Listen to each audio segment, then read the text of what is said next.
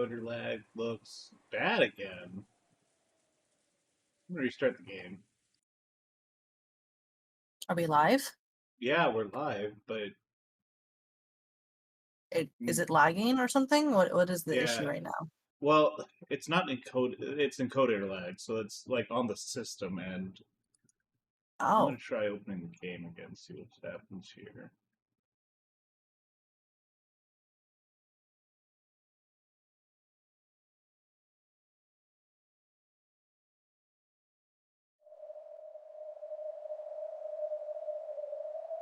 Oh my god, I think I know what it is. It's because I'm streaming it to you, and I had the stream quality bumped up because I had the stream quality bumped up to you because we were watching that movie earlier. This is oh, K-pop turn Demon it down. Demon Hunters fault. I did. Yeah, it immediately jumped back to normal. Hey, there we go. How we all doing? Sorry Welcome, about everyone. sorry about that. We had a little bit of technical difficulties on our end. We got that resolved. Shouldn't be a problem now.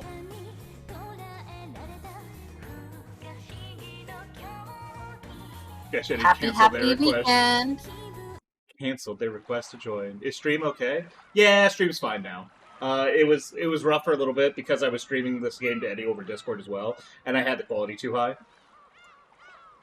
That's fine. Welcome to the Tea Party of the Unhuman. Wait, what is this? I don't know. Okay, well, we already did it. Oh, that's like the second side area thing. Okay, never mind. No, it was my connect. It was my stuff. Don't worry about it. It's all good in this hood. Where's your thumbs up emote? I don't know. Is it here? Wait, Is is it it here? on? Maybe I didn't have enough points and I decided not to use it. Oh no.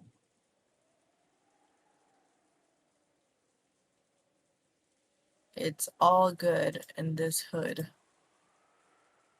This is the Alright. best way I could react. Incredible. Sorry. All right. Well, are you guys ready for every adult has a gun and they're all alive and there's no servants? That Because I Ray think emote. because I think the fucking weirdest part about all of this is just the fact that, like, what do you mean the only ones who could have done it are the kids? Everyone else is accounted for. They watched them all. Yeah, that is like sincerely so fucked up. Genuinely, the only people who didn't have like the most airtight alibi ever are the kids. Especially George, I think. Yeah, like George is like I think the only one who could be reasonably suspected, or maybe Battler. I guess. Well, I only point out George because remember that he did slip away from the kids at some point to Yeah, meet with but Shannon, that's true. and now Shannon's dead. You mean Shannon? You said Cannon instead of Shannon. I get it. They're the same person. I understand, but No, I said Shannon. you said Cannon the first time. I said Shannon. I thought you said. I could have sworn you said Cannon. I'm trying not to be gaslit here. I really like 100% heard you say Cannon. Went to like George went to go meet Cannon, and then Shannon died. Is what you said. No, I said Shannon. Can somebody back one of us up on this? I'm so sorry. She said Shannon. Oh no, I'm losing my mind. You're losing your fucking mind. Oh, oh, Thank you, oh. Stream Elements. Thank you, Stream Elements. The true enemy of holding a fort probably isn't the fear of unseen enemies. Whether you can keep it going is probably isn't the fear of unseen enemies. It's whether you can keep it going over a long period of time.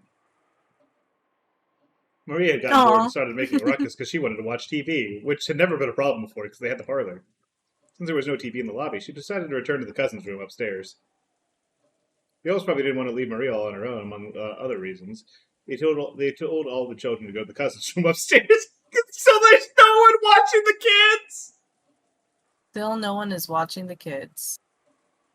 Everyone went up to the cousin's room. George, his heart wounded by the loss of his fiancée, had no willpower to resist that and led the cousins upstairs. First, Nanjo had been reading a book in the lobby, but when he noticed that the relatives looked like they wanted to talk about something shady, he said, "It would seem I'm in the way," and then returned to his room upstairs. Is it weird that, like, if I was Dr. Nanjo, I would join the cousins? Yeah, 100%. Starving. If I keep sitting around, my drowsiness will be even worse. It's only natural, because we didn't sleep the last night. We'd probably end up barricaded here for a full 24 hours. Maybe wiser to take naps in turns instead of overstressing ourselves. I agree. My husband and I will be here, so anyone who finds this difficult should rest without overdoing it. I love how Kraus is like, wait, I was trying to angle so I could get a nap. What the fuck are you talking about, woman? They might be expecting that, you know? They might not be able to defeat this many people, but if that number was reduced by a certain amount, they may plan to use that for their advantage. There are 7 of us here. 2 of us could rest for 3 hours at a time. It's a long time until tomorrow morning. We still have some energy now, but tonight's gonna be tough. Sure will be. Anyone sleeping? Don't overdo it, rest.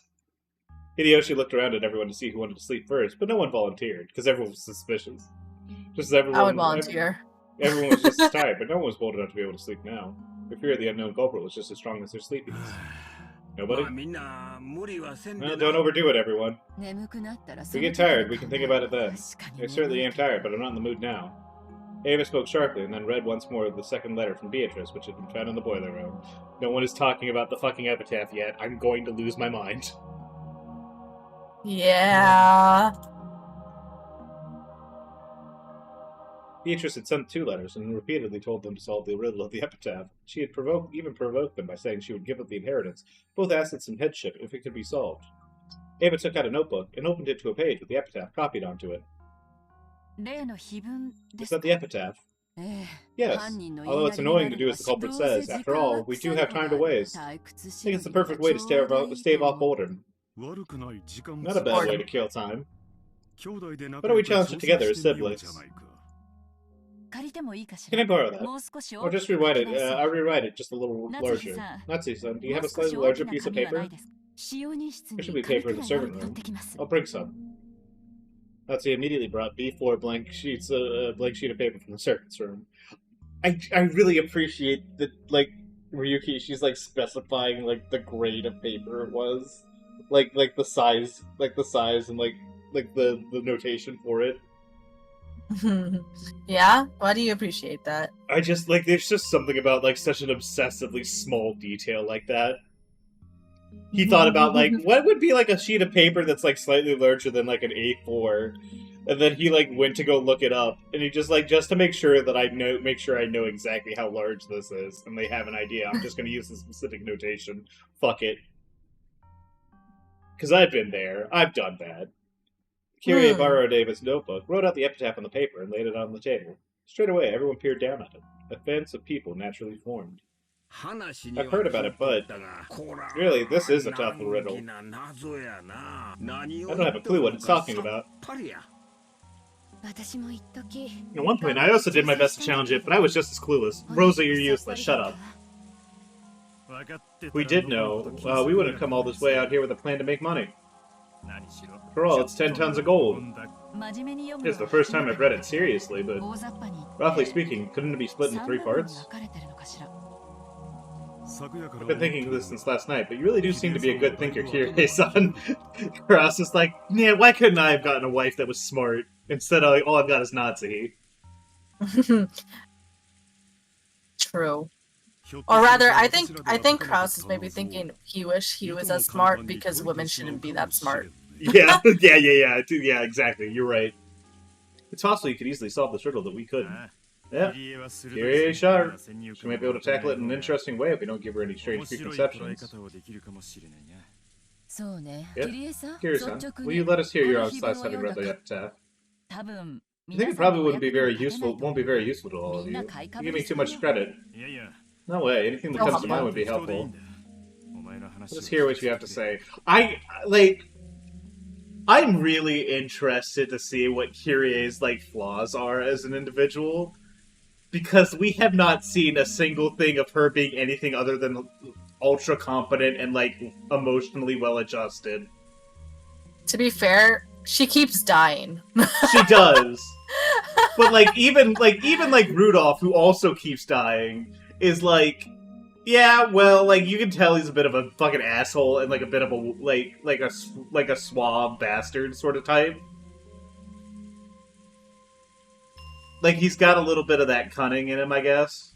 He's a Hmm. little aggressive. Kyrie is like I think logically perfectly and I'm emotionally balanced. There is no flaws True.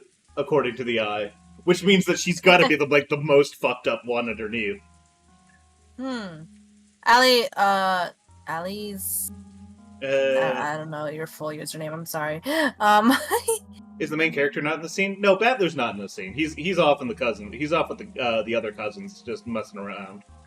They're he'll watching probably show up TV. at a later scene. Yeah, or not. I mean, sometimes it feels like sometimes like during these routes, it's just like yeah, Battler's like off camera for like a really long time. It's interesting, isn't it? Yeah. Anything that comes to mind would be helpful. Let us hear what you have to say. Because your hits always help me when I'm worried. Aw, that's sweet. Hmm. Kinda. I know, Oh, so right? they were helpful. It's nice to finally hear about this now. She has been angling for this compliment for years, decades. She really has. Come on, don't I always thank you? This is this is this is really cute, actually. I know. They're so cute. Rudolph is just Battler, but older. It's kind of funny. He's probably like a little Yeah, bit more of a bastard, but like it's really just like a similar sort of vibe. it's true. It's interesting. This is my first Umineko exposure. Oh boy. Well, we're kind of deep into it. So they're going to see a lot of shit that may or may not make sense. If so, I'm sorry. Uh, you two do get along well. I'm jealous. And the rest of us would love to accept your hints. That's alright, we're just killing time anyways, so why not relax? Kyrie was bewildered by all this praise she was suddenly receiving. She's like, this is weird, this is not normal. Yeah. But they had plenty of time. She realized that it was just a way to waste time, so she decided to accept that role. I'm sure I'll say something off the mark, but, well, I'll put forward my ideas. Before we get her ideas, I am gonna go fix myself up a drink, because I completely forgot to do that before stream. I'm a moron. Go I'll be ahead. right back. Yes. Yes, Ali, if this is your first time tuning in to our Umineko stream, definitely highly recommend watching the many VODs before this. uh Yeah, we've got like because I 25 odds. you will be very confused and lost, but that's also very normal for the average Umineko viewer. So I guess it's not too far off already. You too, Ham? Yeah, this is what I mean. This is what I mean. Anyway, it's just a recommendation because the other VODs are also very fun. This is Det's first time playing Umineko. I already know Umineko because I was a very diseased child in the brain in middle school.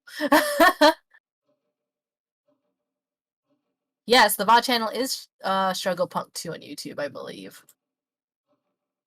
Let me double check that. I know he just uploaded a bunch of VODs.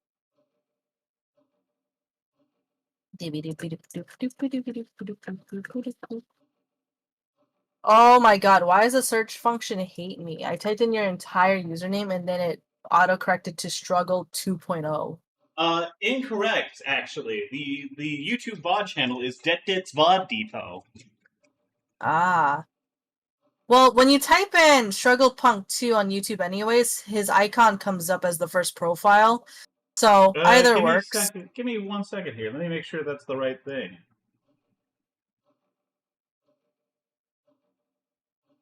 The Mother's Day stream VOD especially. Yeah, that was a really special day for us. Mother's Day. Okay, yeah, Struggle Punk 2 does. If you type in Struggle Punk 2, the first result is Det VOD Depot. Yep. That's kind of nice, actually. And unfortunately, my YouTube channel is completely unorganized. It's something that I've been meaning to do, but I have not done it yet. If you do check that out, just go ahead and use the search function. Just type in whatever game you want to like look up, and that should take you to like all the results. Now, unfortunately, a lot of these VODs were created in kind of haste, given like the Twitch like highlight apocalypse, because that's what I was using for VOD storage prior to this. Let me know if there's anything missing. I can't guarantee that I will be able to find like a VOD of it at this point, but I will try to see what I got. Anyways. Oh god, I scrolled too far down. You have long hair.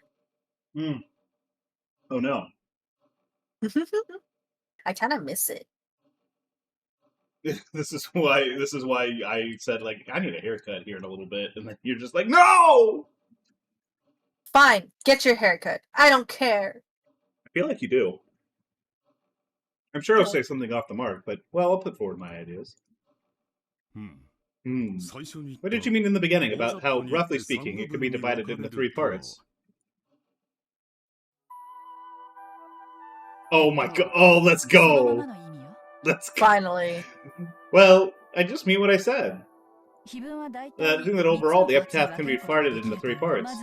First, there are the 5 lines up to and including the key to the gold sleeps. Up until this point, it's the first part, which points to the location of the key. Whoa! The sound effects! Yep, Vine boom. The best way to learn about this game is when Dead info dumps. Yeah, don't worry, I'm sure I'll start screaming about how certain characters are like the same as other characters. And like this is supporting like this wild outlandish theory that only works if 5 other things that I've kind of thought of are true. It's like 75% of this game for me right now.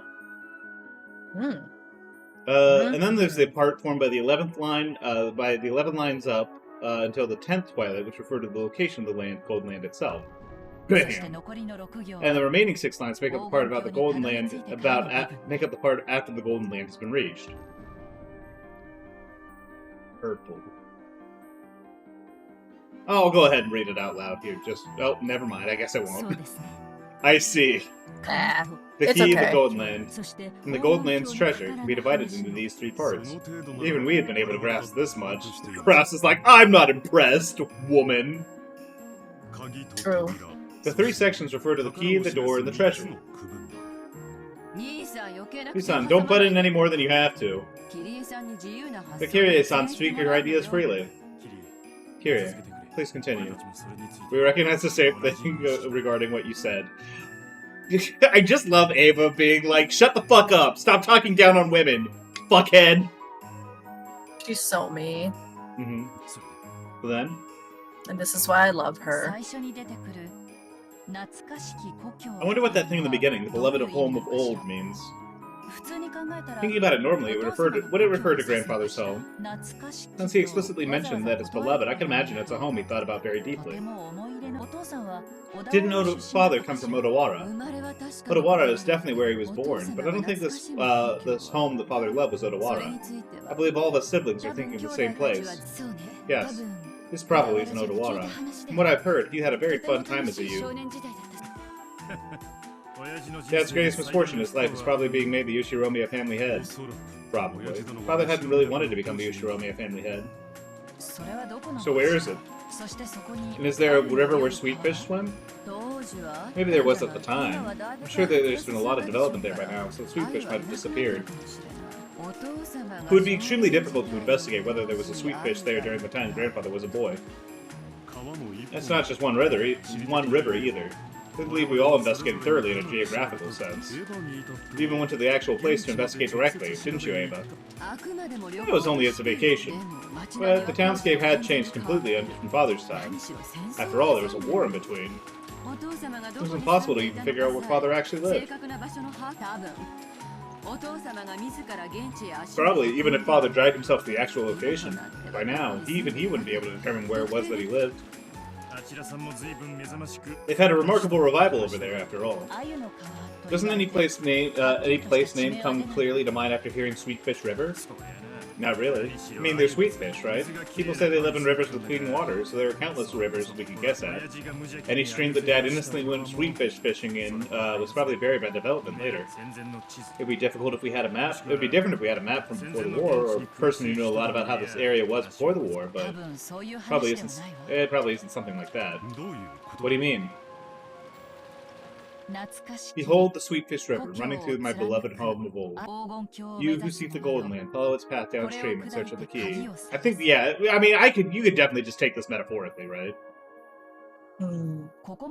After these two lines, there's a single blank line. Something is being presented with just these two lines. Nope. Give me one second, I got a loose thread on my shirt. It's okay. Something is being presented with just these two lines. I suppose the next three lines continue based upon that something. I wonder what it is that's being presented then. I don't know. In any case, after just these two lines, it's not something vague like you don't know which river it is. You're able to narrow it down and say specifically what river. It may be that this isn't a river with water flowing down it. That Sweetfish River might be a kind of metaphor. What kind of image does the word sweetfish have? Sweetfish are like salmon. They're freshwater fish, but they go out into the ocean right after they're born. When they get big, they return to the river to live there, and then spawn there and end their lives there. Well, they leave their homes at one point, but the part about them getting big and returning there to lay eggs, that might have a family propensity, a prosperity type of image. I didn't know that. They're freshwater fish, but they can live in the ocean? I didn't know that. I thought they were river fish, so they couldn't go out to sea. They also called kogyo aroma fish because they have a pleasant smell. Translator notes, kyogo means aroma fish. I've never eaten one, but I've heard that they're very delicious when grilled with salt. Oh, Nutsy-san, you've never eaten salt-grilled sweetfish? They're delicious. You fake, folksy, like, down-home ass motherfucker. You've probably never had salt-grilled sweetfish either. I'll treat you sometime. It's a food for commoners. Kraus is like, unbecoming. It isn't appropriate for your mouth. What a fucking dip. What a fucking asshole, man. This is just my wild idea. The image I got from a Sweetfish River has made me suspect a family tree before. The Sweetfish go out to the ocean for a time, return to the river where they were born to spawn, right? It makes me think about myself. You're right, I can condense now, but I have sometimes suspected that it refers to you and Maria-chan. I see. As you travel down it, you will see a village. The only village, Sato, you'll find by go- Okay, now we're getting into puns. Okay. Alright, time for me to stop thinking and just, like, follow with what they're saying. You were thinking too hard for a moment? I was starting to think a little too hard, and then they're like, okay, it's Japanese wordplay. I gotta sit down, shut up, and I gotta sit my white ass down and listen.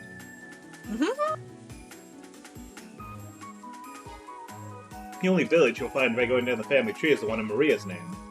See, it's the middle kanji. Right?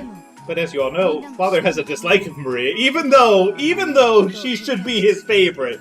He should take one look at Maria and be like, you and I are the same. Let's nerd out about magic together. I think, like, Kenzo, I think what they didn't want Kenzo to be sympathetic even a little bit because of the monstrous things that he's done. Or, like, has implied to have done as of right now.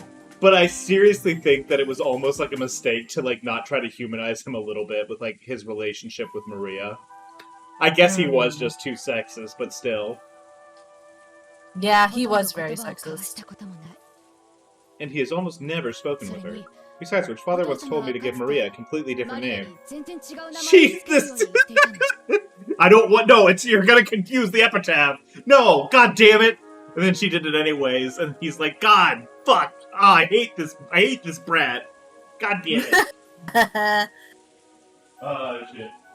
Maybe that's why he hates her. Yeah, give me 1 second, I'm grabbing an Advil really quick. I've all of a sudden just got a little bit of a headache. It's not, like, too bad. Okay. But I want to just go ahead and grab an Advil before it gets worse. Go ahead.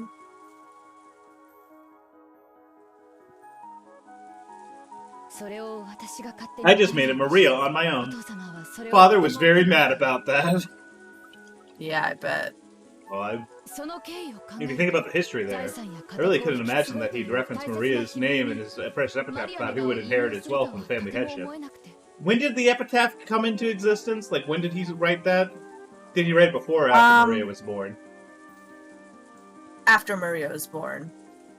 Alrighty. Because I think the last time Battler... Wait. Yeah, I think the last time Battler has come here, Maria was already born. But the epitaph hadn't existed yet.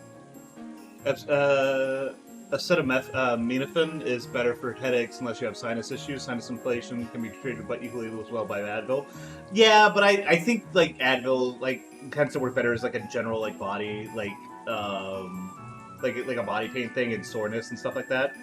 Like it's not specifically quite as concentrated for like headaches, the same as a set of Minafin is. So I just keep it around for that, and the fact that it comes in a liquid gel form means it's a little bit faster acting. Eat something with it. I had a sandwich before stream, like 2 sandwiches before stream even.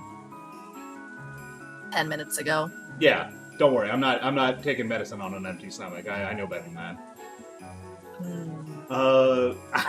I'm not an Adderall, Red Bull kind of like breakfast kind of person. Ayo, what the fuck? Yeah? My friend's not even here to defend herself. I didn't even say anything like that. I was just saying it as like a generalist thing. You're the one who mentioned your friend. Whoa. You're the one doxing now.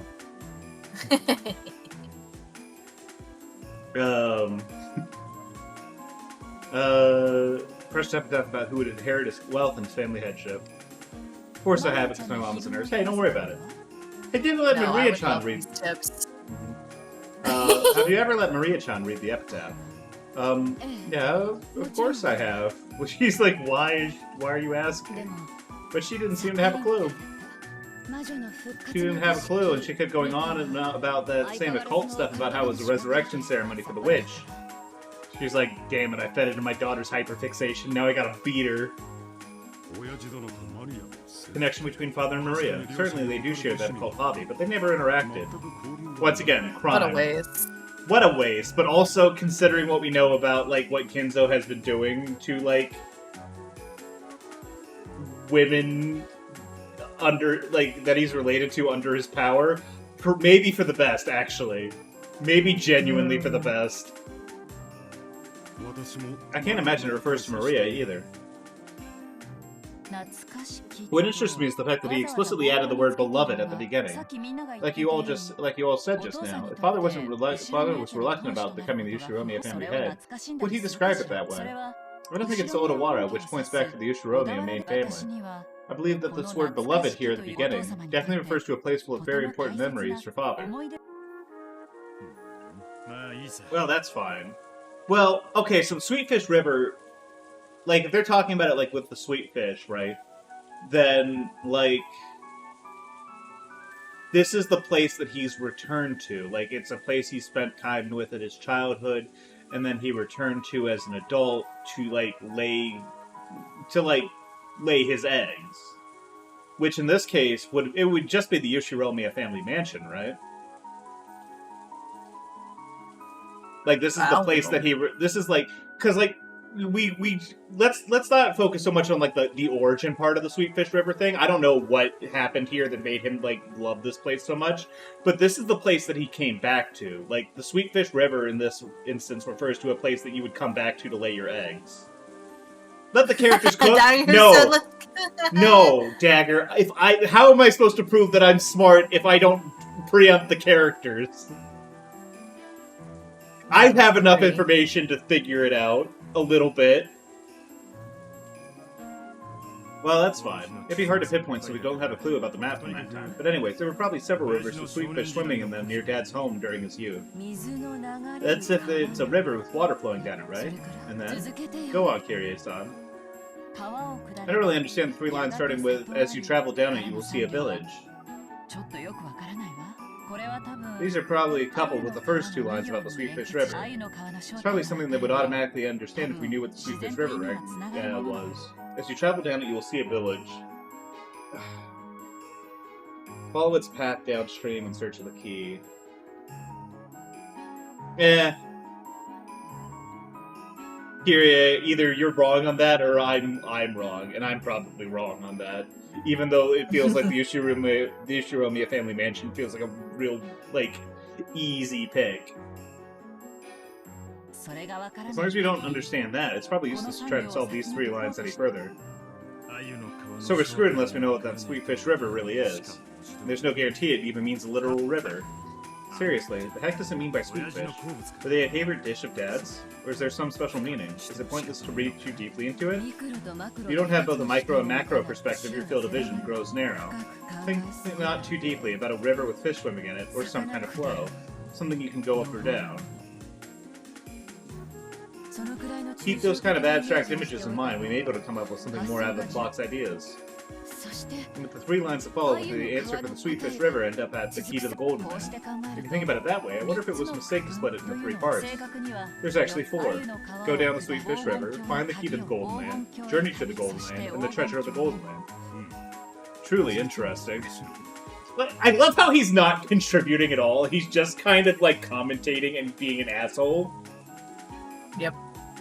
Yes, I see. Mm-hmm. Well, we had this opportunity. Would you mind continuing and telling us your opinion of the most central portion of the epitaph? Until the 10th twilight, where we arrive at the Golden Land. That's the most symbolic, and also the most disturbing part. I don't know, it's been very literal up until this point. Well, she's right that it's disturbing. Since it keeps mentioning the word sacrifice, I can't help but think it has something to do with Father's occult rituals. How do you see it, Kirie-san? Kirie recrossed her arms several times, peering into the paper with the epitaph popping into it, as though she were looking through it. This is very difficult. By starting with you who laid a hand upon the key, probably means that you won't be able to continue without understanding the key. I'll have to give it up, but I'll take a shot at it anyways. Just how the Sweetfish River isn't necessarily a river with water flowing down it. It is also doubtful whether this key is actually something shaped like a key. Right, there's also the possibility it's a code or a keyword.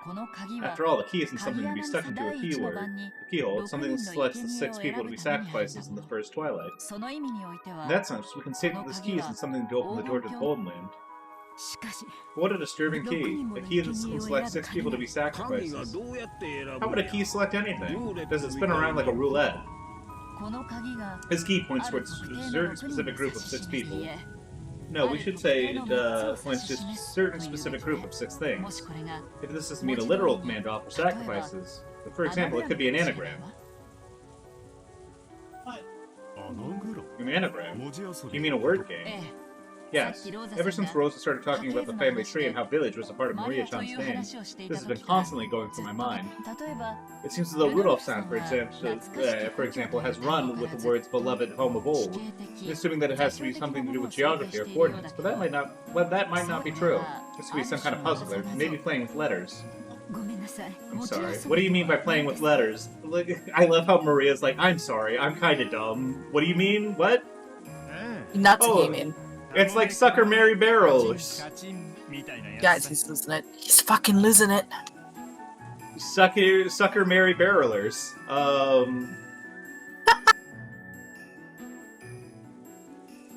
I gotta give credit to the translation team on this one. This is the chapter where everyone's like, oh, I really just hate my job. My job is the worst job in the fucking world. What do you get when you take out the E's and R's? Like that. Were you raised well, Natsu-san? So you probably haven't heard that one. Sucker Mary Barrelers. Give me 1 second here. I'm gonna type it out. The E's and the R's. Suck my balls. Balls.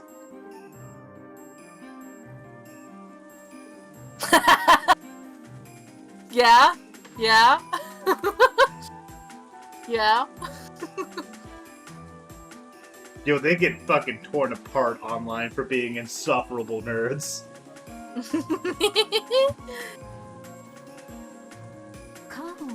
Take out the E's and the R's, huh? No, that's I don't understand. The second thing of like the second click just made 3 question marks. It's just like, don't. An undignified name, inappropriate for you. Don't. Just. I love just those conversations. It's so funny. Krause, Rudolph is really. I think it really shows that Rudolph has never grown out of being like a boy on the playground who like likes to tell naughty jokes. Mm-hmm. Like, of course, he's the character to be telling her this. At the core of it, I think that's who he is. Very much kind of like Battler. Only Natsuki didn't get it and had a blank look on her face. I really do appreciate how they let you know that Natsuki really is just kind of stupid. Like, Rosa is also kind of stupid. But, like, I feel like that's a little bit more upfront, and people are more, like, make fun of her for it. Natsuki is just, like, just kind of, like, very passively stupid, you know? She's very much, like, sheltered child stupid. Yeah, exactly. Like, it wasn't her place to be doing a lot of learning, so her brain and, like, her critical thinking skills have kind of atrophied. Mm-hmm. I agree. It seemed that she had only guessed the answer to be something undignified after hearing Rudolph and Ava's snickers. Natsuki-san, it's something like this. I need Rosa to tell Natsuki to suck my balls. Yep. It was something like in Maria's Book of Puzzles, okay? There's this thing called the Tanuki Notebook. It's a notebook written in some kind of code with a lot of tas mixed in, and if you remove all the tas, then the true sentences pop up. It's a game like that. Oh, I see. She doesn't get it. Doesn't understand it's at all. It's a child teaching... It's always two dumb bitches going exactly. Yes! I love that she has to teach her like a child. Mm-hmm. They're so dumb. Why did they get the guns so early? To get it out of the way. Oh no! See, no! She's that one pop team Nazi finally realized the answer to the undignified riddle Rudolph had posed, and her face grew red as she hung her head in embarrassment. Suck my balls. She's never thought of the phrase "suck my balls" before. She not once ever has she ever thought of the phrase "suck my balls," and now that it's in her brain, she's like, "I'm a worse person now. I'm not going to I'm not going to rich person heaven anymore." It's true. She's not. So maybe that remove part is actually represented by kill. Yes, I was just thinking that too. It's possible that the key to the Golden Land is subverted with 6 characters. In other words, the ta from the Tanuki notebook is actually 6 characters here.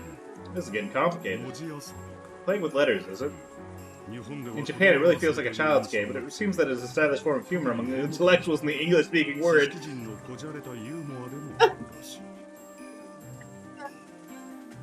Great. I'm not entirely sure about that one, Krause, but it's easy to imagine Father showed interest in it.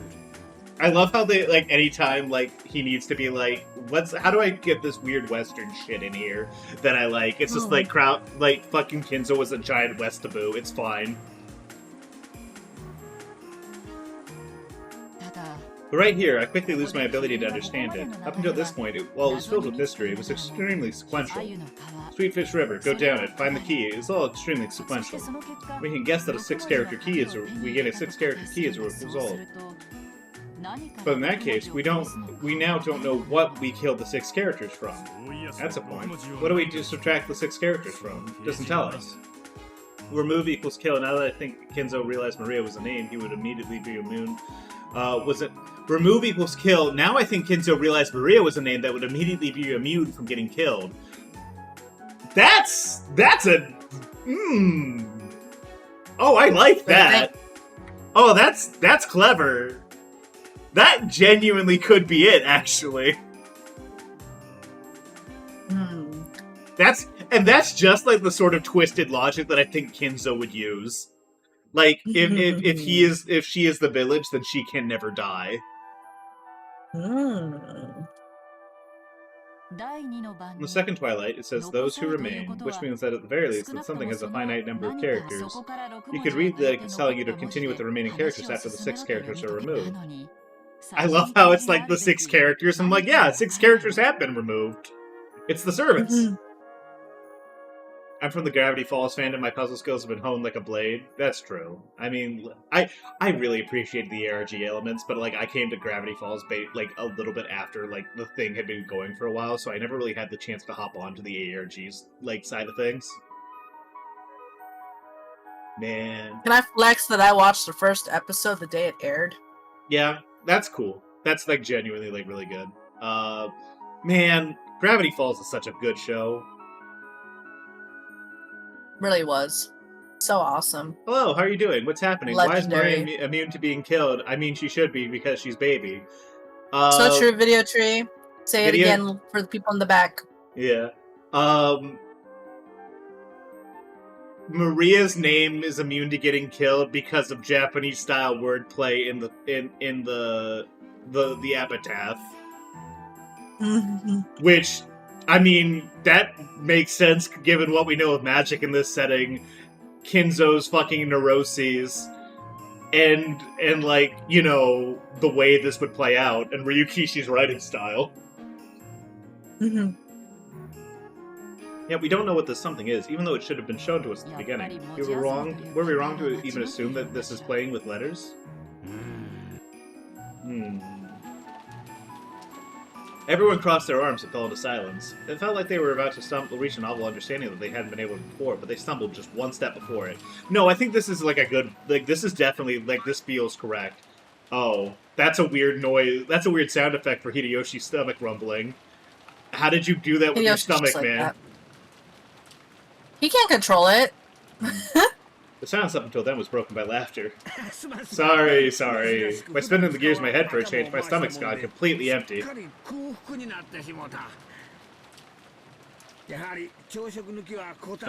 like skipping breakfast really takes its toll on me. Yeah, me too, buddy. He's so funny. Yeah, he's... Like, I get that, like, I know, like, he's got his kind of, like, the worst of his traits out already. And, like, the fact that he's, like, a fake, like, he's fake, like, faking the accent. Once again, is something I gotta constantly remind myself of. Because, like, that's a lot. I think I like it. I don't know. Yeah. It's weird, but I like it. No, like, the fact that, like, he's faking his accent is, like...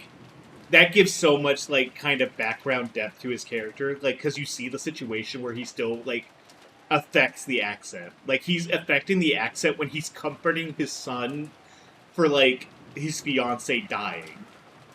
Like, well, the thing is that I feel like Hideyoshi would definitely use the accent in this case because he wants to be seen in, like, a certain light. Like, a much lighter persona. Like, it's not even that he's not, like, charming and affable and, like, you know, he's, like, a source of, like, relief and, like, a little bit of comedy. Like, he's willing to be the butt of the joke, even though those are all very true.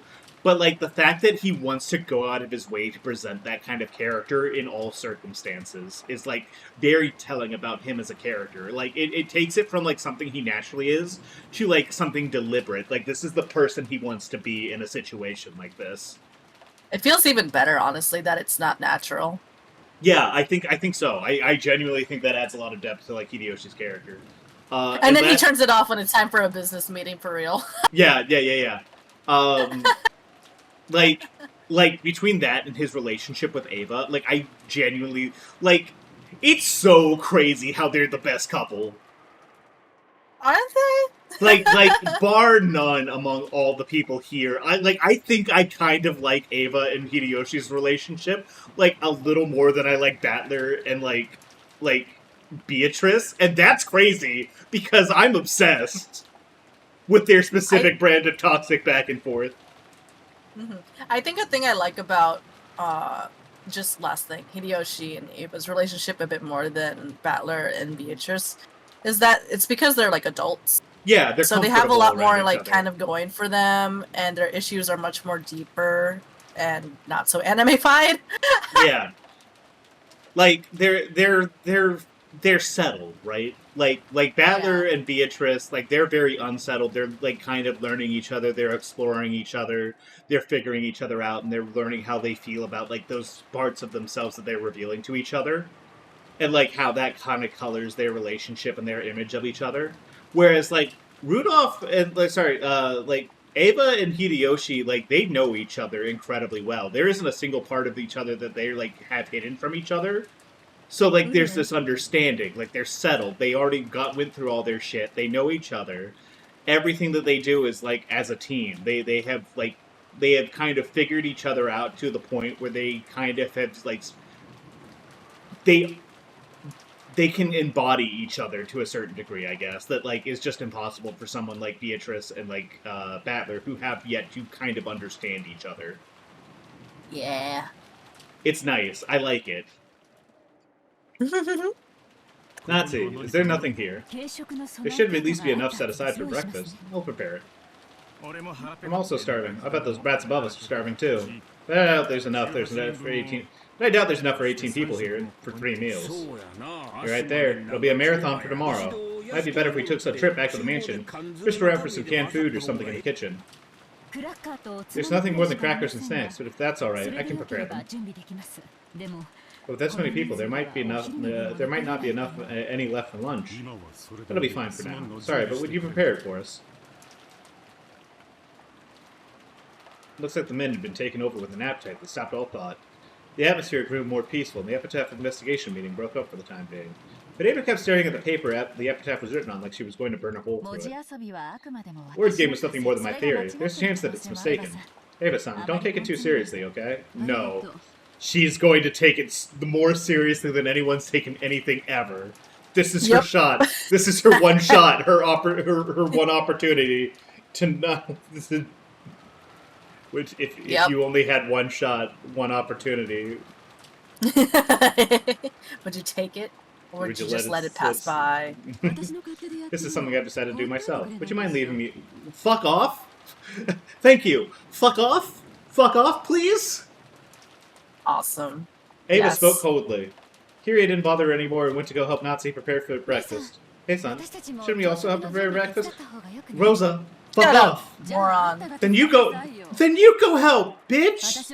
I'm busy solving this! Sorry. Then I'll go help. Come on! Why are you like this? Huh? Yushiro may have family inheritance will be given to the person who solves this epitaph. You seem to have given up from the beginning, as though it has nothing to do with you. But if you could solve it, even you have the opportunity to inherit the family headship. Oh, she's pissed at her because, like, this is like the her of, like, who, like, herself who's given up on it reflected back at her, and she can't stand that bitch at this moment. That's really rough for... I mean, that's rough for Rosa, but, like, she beats her kid, so I don't care. I actually like it when bad things happen. It's like, listen, when bad things happen to Rosa, you just remind yourself that she beats her kid, and you're like, okay, that's fine. Yep. I'm actually okay with her getting inconvenienced or being, like, put down. She deserved this, all this karma. This is a chance to steal everything from Nissan. Why aren't you seriously trying to solve it for once in a lifetime chance? This is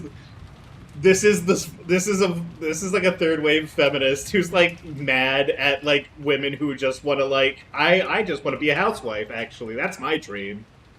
True. Damn, let her have some fun. Rosa hung her head, troubled over how she should answer. She regretted it for the first time in a while, carelessly speaking to her sister when she was in a bad mood. If you noticed anything, say so. Even though Kirie-san and I were seriously reasoning, you just kept nodding your head, didn't you? Come on. Isn't there anything you've noticed? Come on! Bruh. She's wild. Isn't this strange? Strange? What is? This word, Golden Land. The word Golden Land comes up several times. So what? You get some keywords by splitting up the characters from Golden Land? That's not it. Look, isn't just the 10th Twilight strange? Oh, the home of gold. Home of the gold. Damn! Even though they're all written Golden Land, Ongyoku, for some reason this one place has the home of gold. Ogon no Sato. He explicitly mixed in the character no, changing the phrases. Vaguely bugged me that it's only said differently here. Not that it means anything. This is father we're talking about. It could just be a coincidental change in how he said the word. Ava's going to start killing people now. I love that Eva's like, why don't you step up, Rosa? Why don't you step the fuck up? And immediately Rosa notices something. Yeah. Like, even Beatrice is just like, oh wait, no, she's just like, this sucks. Where's the blood? Yeah. Huh? What is boring? Boring. Beatrice is like especially like childlike and whiny in this one, and I kind of love it. I love her. Like, she's very much like just like she feels like I think like her master showing up has kind of like put her back in like the headspace of like a much younger her. I agree. I think that's really like cute. it. That's really cute. No, it's really cute. I like this much better actually. Well now, I don't have the foggiest idea what this child is grumbling about. Oh no. Renove and like Virgilia are just like this old married couple watching their daughter. Mm-hmm. She's probably dissatisfied that you gave Battler some of the various hints, madame. No. No. I'm not dissatisfied about that. I'm actually more satisfied now that that worthless Battler has finally reached the level where he can go along with me. Uh-huh, sure thing. He's like, thank you for putting my boyfriend on my level, thanks. Was I a little too friendly with Battler, Cook? Oh, this is like, I hate that. He's spending more time with you than me, and I hate that. Maybe it would be better if the old people went away and left everything to the young kids. Sorry, am I cramping your game? Are you unable to rizz up this fine young thing with me around, Beatrice? Is that what the kids are saying these days, Beatrice?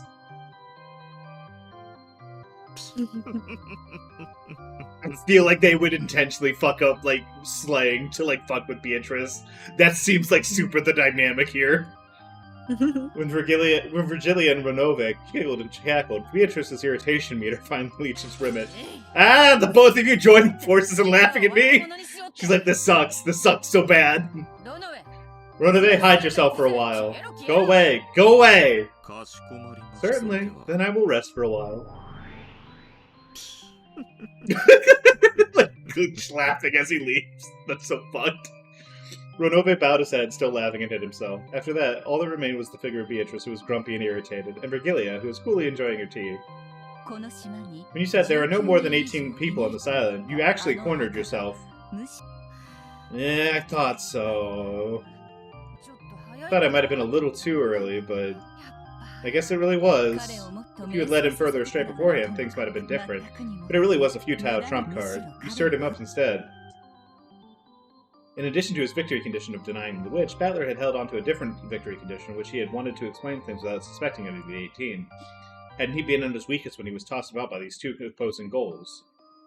However, Beatrice had used the right carelessly and proclaimed that there were no more than 18 people.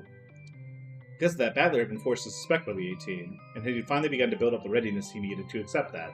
Yeah, it was kind of fucked up, because, like, the easiest part about it was, like, Battler is, like, trying to do these, like, two things that are wildly difficult to accomplish together, but by eliminating that from his brain, like, she has actually just made it so much easier for him to be like, okay, well, now I just have to start suspecting one of them. And he's like, actually, at this point, I'm fine with that. Battler was stubborn, but because of that, when he was struck, he was fragile. When he was struck where he was fragile, fissures would crack all over him, breaking china. That itself should have been his greatest weak point. Maybe I got a little too careless after my overwhelming victory last time. I mean, I did have him naked, chained to a leash that I was holding, and I made him get eaten by demons in my, like, pleasure palace, like, celebration. All fours naked. She also got naked around him and just said, like, you know, it's fine because you're a little piggy.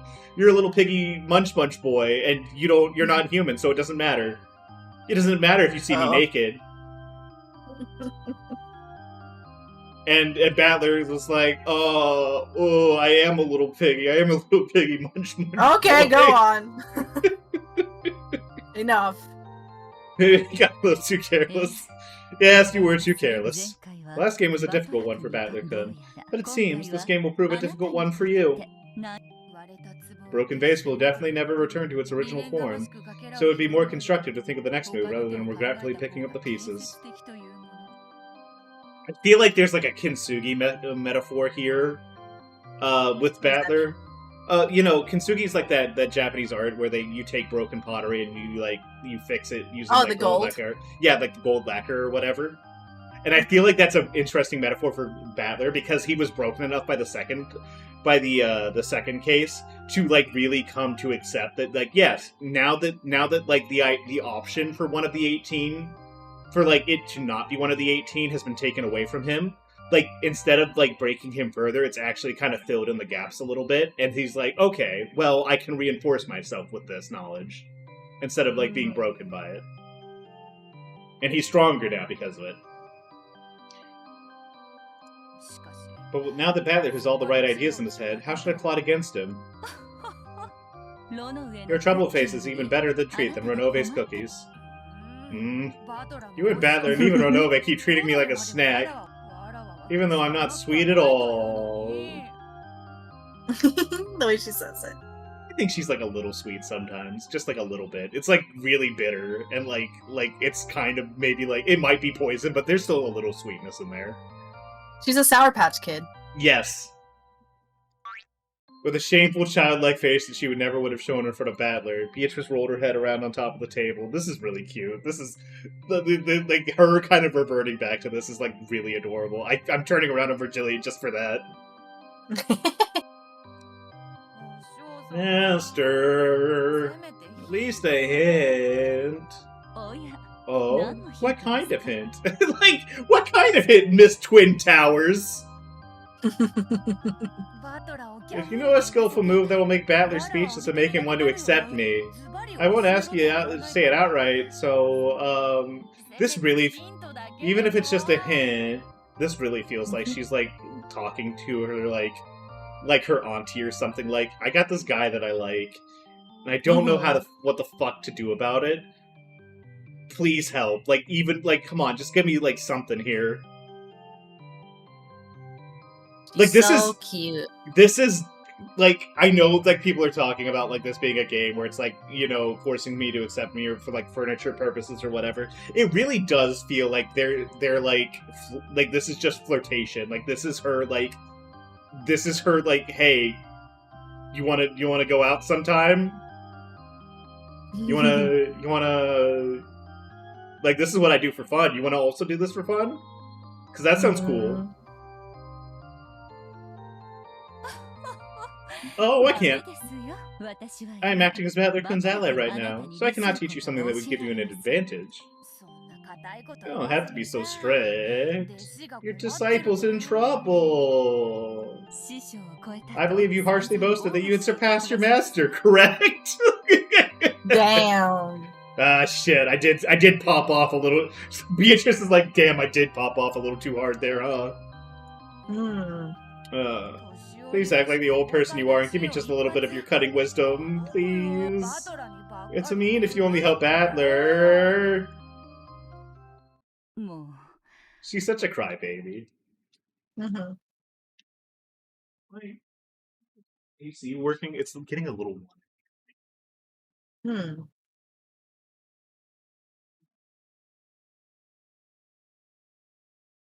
Probably doesn't help that I'm wearing like a long sleeve, and like even if it is a thin long sleeve, but like a long sleeve of sweatpants. But all right, my mom, you're still a spoiled child. But it's true that I may have given Battler-kun a few too many hints. No, Battler's like, no, Queen, no, you did so good. You were so cool. It did serve as a scolding to you, but perhaps it was a little too much support for a fair game. No, like, I want Battler to be like, you didn't see what happened last time. That shit was brutal. Please, I need this. You see? He is master. Just a little hint, at least just a hint to help me on. Just a hint. Think about what it means by yourself, okay? Yeah. I'll think about it myself, so please. This is adorable. I love this. What is wrong with her? She's so funny. Please, give me one that'll lead Battler down to the dumps, master! It was truly shameful how she behaved when Battler wasn't around, even though she acted utterly like a great witch in front of him. She's like, I don't want to let the guy I like to know I'm cringe. I gotta be like a fucking like hot, like a really hot, like really in charge of her shit, like great witch. But like, True. She's just like, master, come on, this sucks. Virgilia sighed, lamenting under her breath that Bito never seemed to grow up. Then, just a hint. Do you know of Aesop's fable, The North Wind and the Sun? Of course. It's a story about how the North Wind and the Sun challenge each other to steal the cloak of a traveler, right? That's right. The moral is that violent or impatient methods aren't always necessarily the best decisions. You don't have to tell me that. I've already reflected on the fact that I rushed too fast towards victory. Think well about what this means. And furthermore, although it seems that Battler-kun had a slight misunderstanding as well, you two seem to be under a misapprehension. Do you understand the victory conditions of this game?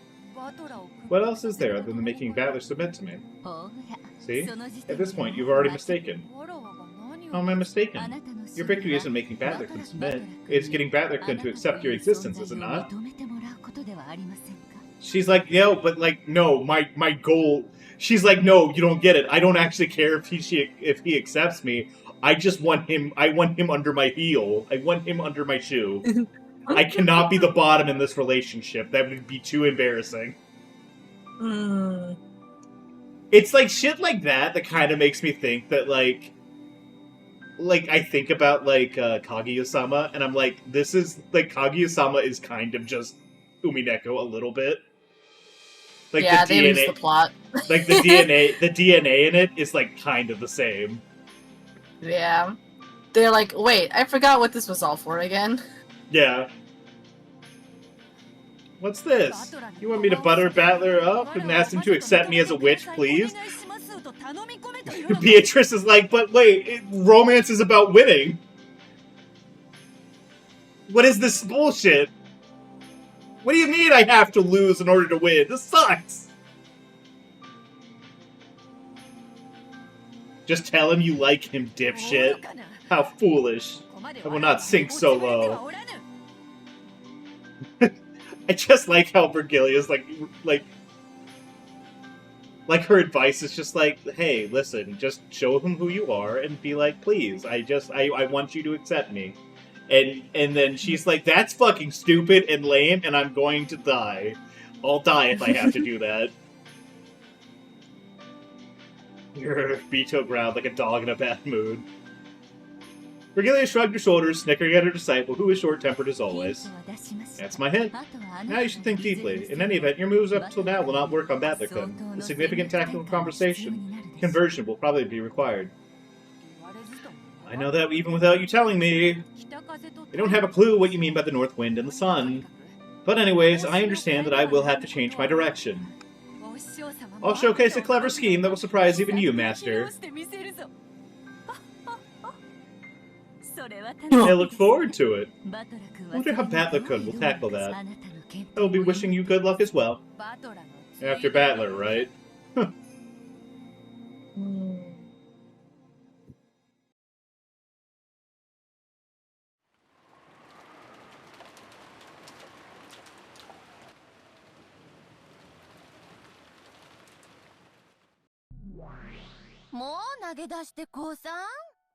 Are you gonna give up and resign already? I'm still wondering what it means that like her eyes are like the younger versions, like the versions of her that are like the version of her that's like more witch-like, or like her eyes are like blue, and then the adult version is like purple. I don't know. I forgot. If you're that tired, why not go into a futon and sleep forever?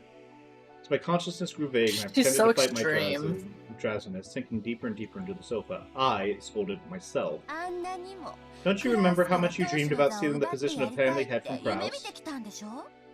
The inner child, Ava? I don't even think it's like, I mean, obviously it's that, but like, I think it's like the part of her that could have become a witch, specifically.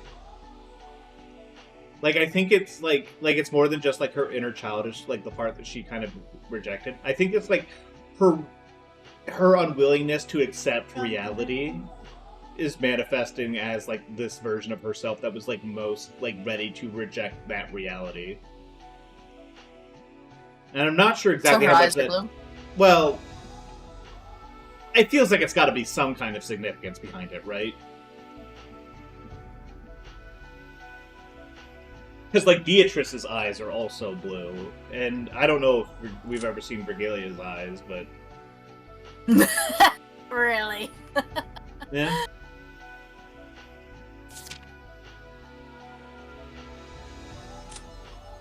Purple eyes. Purple. Battler also has those blue eyes. Jessica too. Jessica too. Even though neither of her parents do. Whatever. Can you check if that's true in the OG art, Eddie? Sure.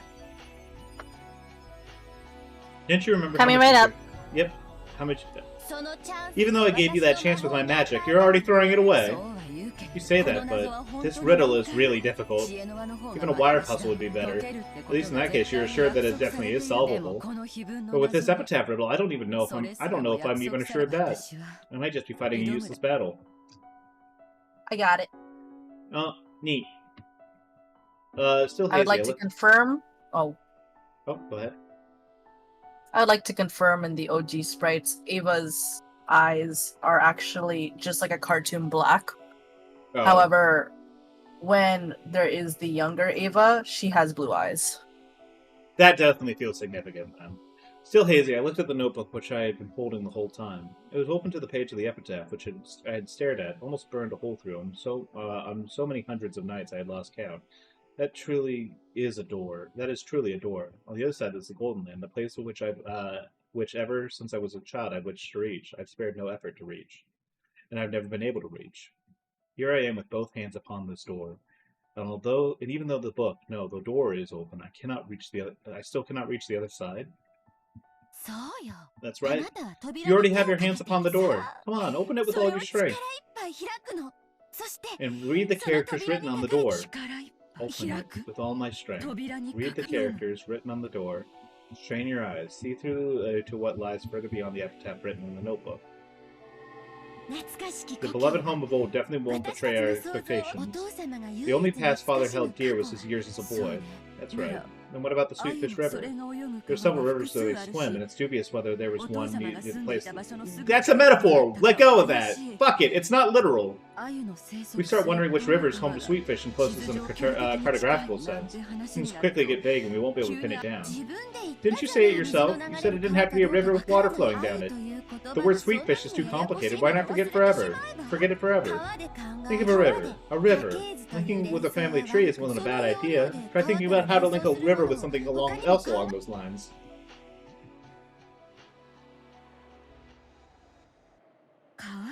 Not a river. Even though the Sweetfish can't swim in it if it isn't a river. Oh, but maybe Sweetfish can swim in it. It means to join up with the ocean. Yeah, my husband did say that, despite being riverfish, they go out into the ocean. With the ocean. The wider... Yeah, it's like you go out from there to the wider world, and then you go back there. It's gotta be the Yoshiromiya family manor. Oh, fuck. New song. Nice music. Ooh, that's a good run of key. Ooh, that's a good key run. Mm-hmm. Huh? Did you notice? Well, that's just a faint memory. There should be a book archive somewhere around here. You can investigate, you can make sure. If that's the Sweetfish River, then the key might be a 6-character word. Is the key really resting in that river? I don't know. Anyways, I have to search in an atlas. But even if I know that, I don't know from what I should take the 6 characters. You really don't know. Think deeply. We're too smart for our own good, so our thoughts are inflexible. Don't think of it like something grandiose like the riddle of the epitaph, but like it's a child's puzzle. Men are always children, no matter how old they get.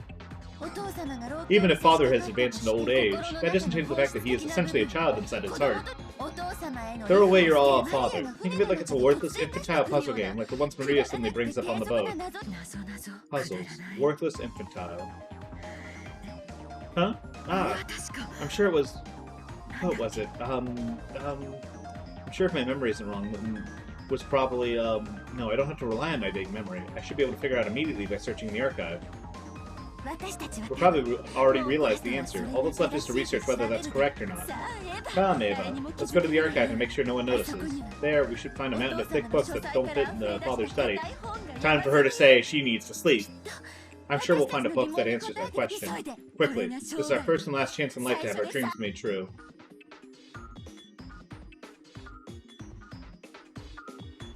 Natsuki tried to lay a blanket over her. Ava suddenly jumped up. I'm sorry, I seem to have woken you.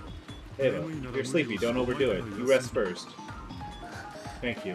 I'm just gonna go to the laboratory for a bit to wash my face. You should take it easy and rest. Your health will take another bad turn, you know? I said I'm fine, really. I'll be right back.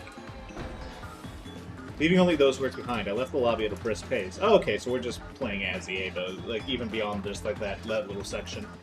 I think it's super interesting. I love this music. Yeah, it's really good. I think it's really interesting that Ava is, like, the most, like, well-explored of the siblings.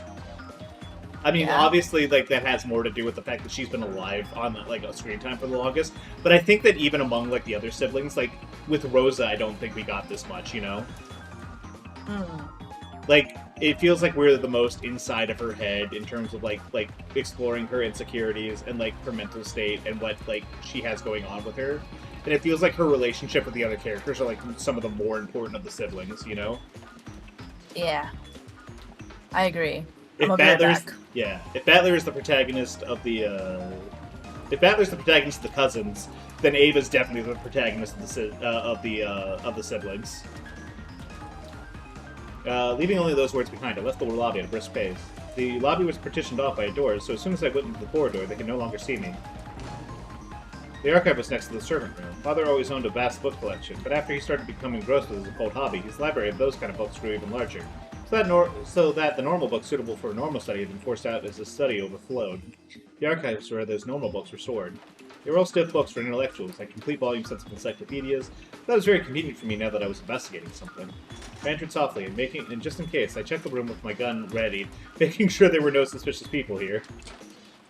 Then I locked it from the inside. I actually wasn't thinking that the murderer might be hiding somewhere. What scared me was my fear that one of the siblings might hear what I was investigating. Umineko when they read really, really fast. My heart started jumping. I had been half asleep until a short while time ago, so I hadn't been able to realize how significant this thing I had realized was. But as I started to become aware, my heart started feeling like it was about to explode. I wonder if any of the other siblings have realized this. I don't think Kraus and Rudolph will realize, but I don't know about Kyrie. She has extraordinarily good intuition. And I don't know about Rosa either. Rosa's as dim as the others. She always has been, and ridiculously so. Really? I think she was wise enough to make you think she was dim, so that she didn't earn herself unnecessary malice. No, I think Rosa's just stupid. Sorry, dog. Here it is. I wonder if we'll find it in this one. Pulled out the book, flipping through the pages. Oh, this is a Sweetfish River? I see. This is what the Sweetfish River means. Don't dawdle around. Research further. Yes, I know. As you travel around it, you will see a village, Sato. Sato is an older world for town or village, right? But it's a densely populated area. There's any number of those. Why have you stopped thinking? If you don't like it, why not quit forever? Why not just hand the Yoshiromiya headship over to Kyrie forever? I don't want to. I will become the head. This is my first and last chance to do that. What is village? What does it mean? Is there a village you go down?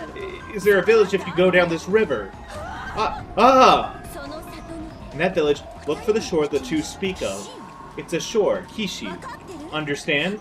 I understand. Going insane. Sure. All those pieces I hadn't been able to understand were all at once, right before my eyes, starting to snap into place all by themselves. I couldn't even remember to close my mouth. My throat grew completely dry. Is it really alright for this to be the answer? Really? Really? But this isn't 6 characters at all. That's like Ava was like really into like the idea of like, you know, proving herself to be more smart and more capable than Kraus and like taking over taking over the family like headship, and like her brother and her dad were so sexist that it kind of like got beaten out of her a little bit as she grew up, and this is and like one of the big impetuses for this chapter is just like that spirit kind of reawakening into her. But this isn't 6 characters at all. I'm absolutely sure this is the answer, but it doesn't read 6 characters at all. Did you stop thinking again? In that case, think of a way you could read it with 6 characters. If you can't think of one, then research it. There has to be an answer. You must not doubt that. If you can't believe that, why don't you cry yourself to sleep and then just give up and die forever? She's obsessed. 1, 2, 3, 4, 5, 6. Oh, 6 characters. I found it. This is the Golden Land's key. Yes, that is the key to the Golden Land. The key to our childhood dreams.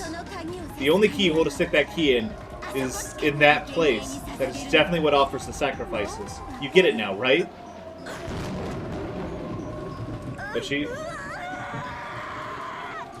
being very normal. She's been normal for a very long time, by the way. Good to her, but she also, wow, she's so mean to herself. It's because other people were so mean to her. She's internalized that meanness. Listen, she don't stop being a bad bitch. Mm-hmm. I love how they don't tell us any of it. And like, the worst part is because it's all like Japanese characters and like wordplay and like puns and stuff like that. I genuinely can't figure that out. Like, there's no chance for me to, but I want to try to stop and do it so bad. This way? That means go this way, right? They're inviting me to go this way, after all. Everyone in the lobby being like, man, she's really shitting. Yep. My heart leapt, because there, gaping wide, was the open mouth of eerie darkness. What is this? What is this? When I strained my eyes, peering into the darkness, I saw something that looked like a light switch. In addition, there was a switch with open and close written on it. I resolutely pushed the switch for the lights, and rough lights like you'd find in the coal mine or something clicked on sporadically, making a staircase that stretched underground come hazily into vision. It was creepy how it looked now, how it now looked even more gloomy with the lights turned on. Other than the light switch, there was also a switch with open and close written on it. I could probably open and close it with this, but if I was unlucky enough to find that the open part was broken, I might be closed up in this creepy underground area for all eternity. So, for the time being, I didn't touch the open-close switch, and as I readied my gun again, I slowly went down the stairs.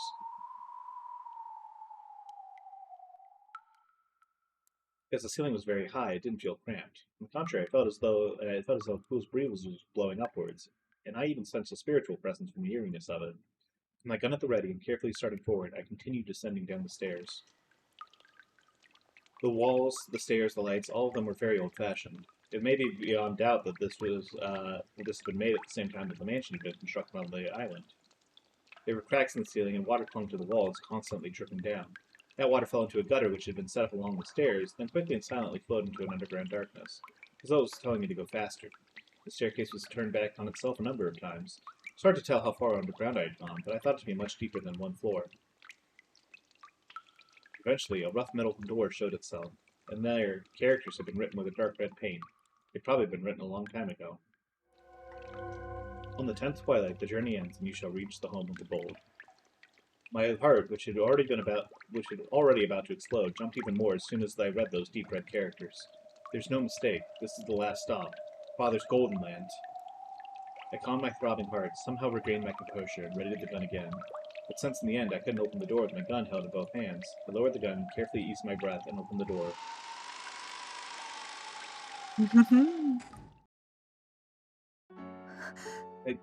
Isn't this inside the... My first impression when I saw the room was to question whether or not it might have been connected to one of the rooms in the mansion. Yes, this place had the exactly the same atmosphere as it was about it as the forbidden VIP room on the second floor. This was underground, so there were no windows. There was only the solemn light of a glaring chandelier. The quality of the interior, dimly lit by the faint light, was more than enough to take your breath away. She walks in and Kyrie already beat her there. Whoa, that's a lot of gold! Yeah. A bed with a canopy and a rocking chair that looked like it would be very comfortable to sit in. An extravagant sofa and carpet. The room was like a dream every girl yearns for at least once. And yet, since it was an underground hidden room with no windows, it actually felt more like it could be the hidden house of a witch. I had never swallowed the legend of Beatrice, the Witch of the Forest. However, if you were shown this room, it certainly would become hard to doubt that she had actually existed. And had lived in here. Is someone there? Although I was dumbfounded by this room, I cautiously, timidly, kept my gun raised and searched the interior. And in the center of the room, I found it. Gold, baby! Yeah. My gas came out strangely, as though a bunny was being choked. Damn! Mm-hmm. I mean, after finding something like this, no one would have any words other than that stupid voice. Happiness of marionette bonus. It's here. It's really here. Father's gold! On the opposite side of the canopy bed, it was piled up in a massive heap. Okay, game's over. Goodbye, everybody. We did it! We did it! We found the gold! Beatrice Ava can't kill won. anymore. Ava won. On the opposite side of the canopy bed, it was piled up in a massive heap. A mountain of gold ingots. Of course, they weren't piled up carelessly in a way that would damage the dignity of the room. A beautiful scarlet satin weave was laid on the mountain of gold, creating a beautiful three-colored mix between the red, the gold, and the black of the deep darkness. It was as though, when the witch had slept on this bed, the gold would be a respectful chamberlain waiting on her. Nobly, refinedly, gracefully, beautifully. It was piled there with an imposing and yet ceremonious air. I tried to grab a single gold ingot and was surprised at its weight. It was probably about 10 kilograms. Just as one ingot would easily be worth 10 million without a doubt. The Ushiromiya family crest, the one-winged eagle, was lightly imprinted on it. It was hard to tell whether it was worn away, or whether this impression had been made carelessly in the first place, but it was certainly the crest of the one-winged eagle. Just how many ingots piled up here? Just by roughly multiplying both sides and multiplying that by the height must surely come to over several hundred. My mind's already blank. I can't calculate it properly. Even a conservative count would put it easily above 1 billion yen. Oh, of course it would be. I mean, it's 10 tons of gold. At the current value, it's more than 220 billion yen of gold.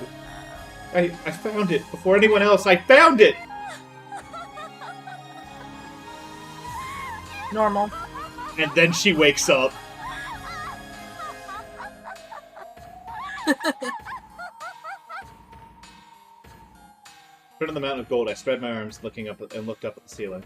A laugh without a trace of dignity flowed from my entire body. I had no intention at all of laughing in such a weird way, but I just couldn't hold back the happy feeling that flowed throughout my entire body.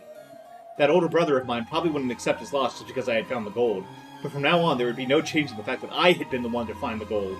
To steal the headship of the family, I would still probably need some subtle tactics, but after everything I'd gone through up until now, that's a completely trivial problem. Even if I lose out on the inheritance of the Ushiromiya family and everything, this 20 billion yen's worth of gold is now mine and mine alone.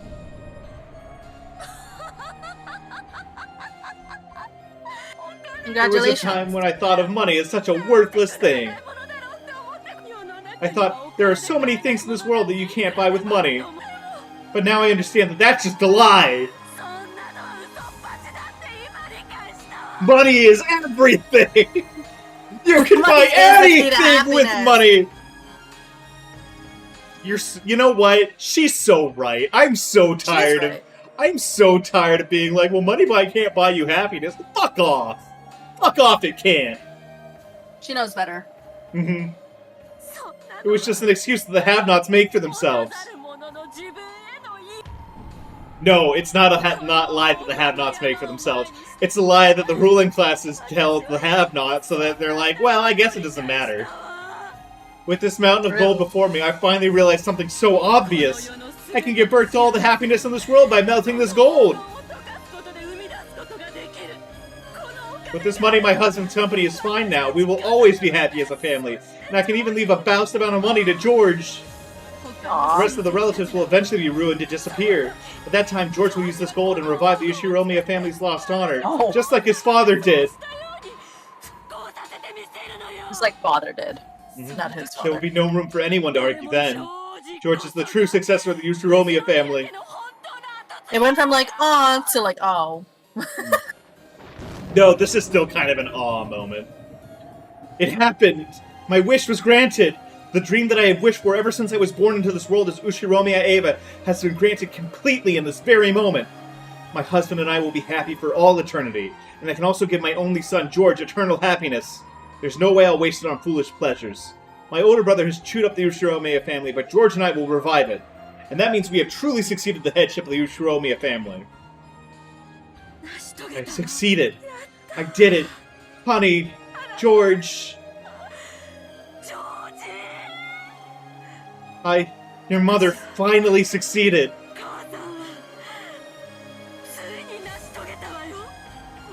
After this, we won't be threatened by anyone. No, listen, she's having her moment. She gets to break down. I agree. In the most normal way. Listen, if I found 20 billion yen worth of gold, and it was mine, and I could totally get everything I wanted because of that, I would be freaking out way worse than this. I'd be fucking throwing up, I'd be screaming, I'd be crying, I'd be pissing. Fair enough.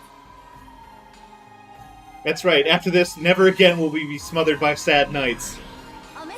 Congratulations, me. Congratulations, Ushiromiya Eva. Right here, right now, the sad half of our life has had its heart's desires granted. It's all thanks to you. I was blessed with this chance because of your magic. Because of that chance, I was able to make it here. Thank you. But my magic couldn't have been granted if we both didn't believe in each other. So it isn't just the power of my magic. This is our victory. So nice. Congratulations, us. How cute. Thank you, me. Thank you, Ushiromiya Eva. I'm so glad I didn't give in before now. I'm so glad I didn't drown in sorrow and forget to keep struggling. No, this is my magic. Our magic. Your magic was the real thing. Beatrice is the witch of the forest is nothing more than an illusion. You are the real witch who can use real magic. That's right. Right now, you are the Golden Witch, Beatrice. Oh, fuck.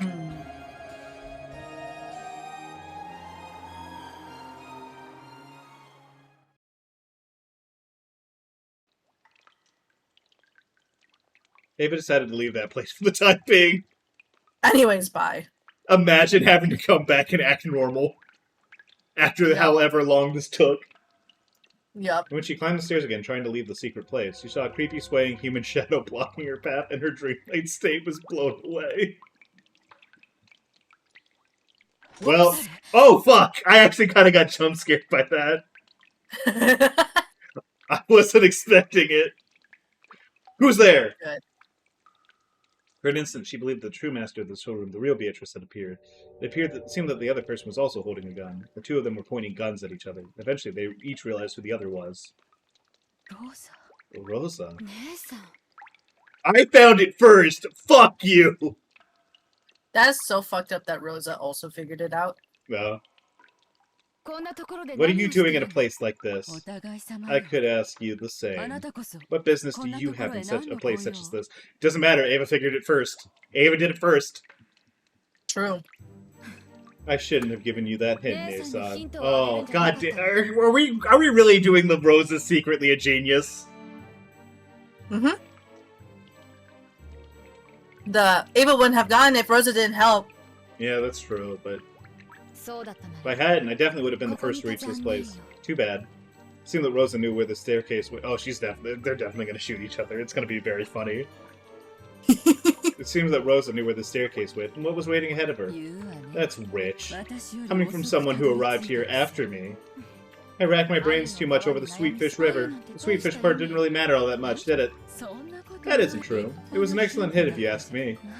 Well, of course, maybe there was no need for it to be Sweetfish. But when I heard that Sweetfish are fish that go out to sea, I was able to figure it out. What is inside? Why not see with your own eyes? Definitely won't betray your expectations. Don't be afraid, Nia-san. I never had any interest in who became the head.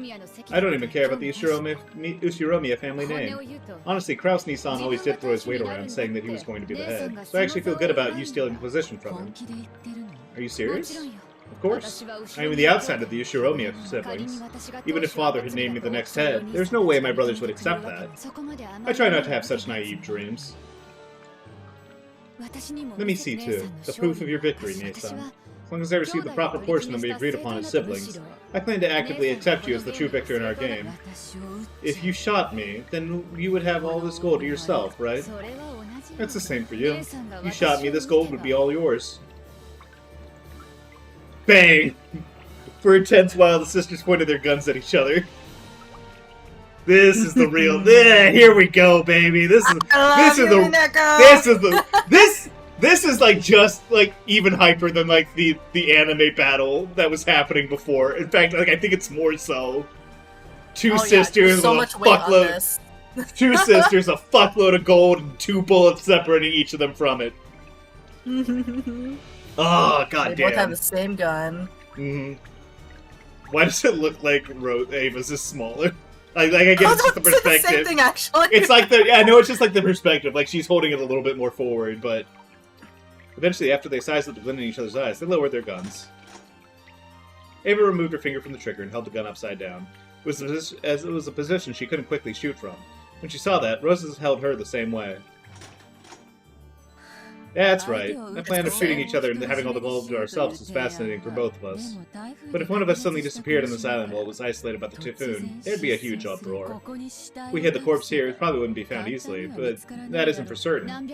No matter how many billions of yen worth of gold is on the line, it isn't worth the risk of committing murder. In the end, that would become a weakness for Kraus Nissan and the others to squeeze all the money out of us with. I agree. Considering that Nissan or Rudolph could have been the one to show up here, it may have been a blessing in disguise that it was you. It's like, yeah, you're the only one who, like, wouldn't shoot. Who's, like, smart enough to not shoot. The only 2 of them that could, like, if Kraus showed up, anyone who else was getting shot. If Rudolph showed up, anyone else was getting shot.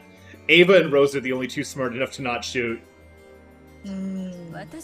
I trust you the most of all the siblings. I just love this, like, Mexican... Like, it's not quite a Mexican standoff. There's no third person. But, like, there's just something so, like, inherently, like a Western-like out of this situation of just, like, pointing guns at each other over, like, a huge pile of gold. It's awesome. Thank you. I also trust you the most of the siblings, Nei-san. Bang. I want to see the gold, too. Do you? Now I also want to see it again. Even though I saw it with my own eyes, it still doesn't feel real. Unless I see it together with you and check one more time that it actually exists, it feels like the gold will turn to fog and disappear. Imagine they go back and it's not there. Ava started descending the staircase once more. However, she didn't carelessly expose her back to Rosa. Likewise, even though at a glance it seemed like Rosa had lowered her guard, she definitely didn't show any sign of carelessness.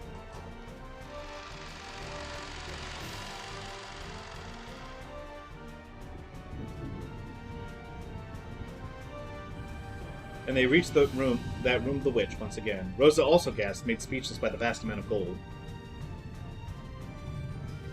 Her speeches?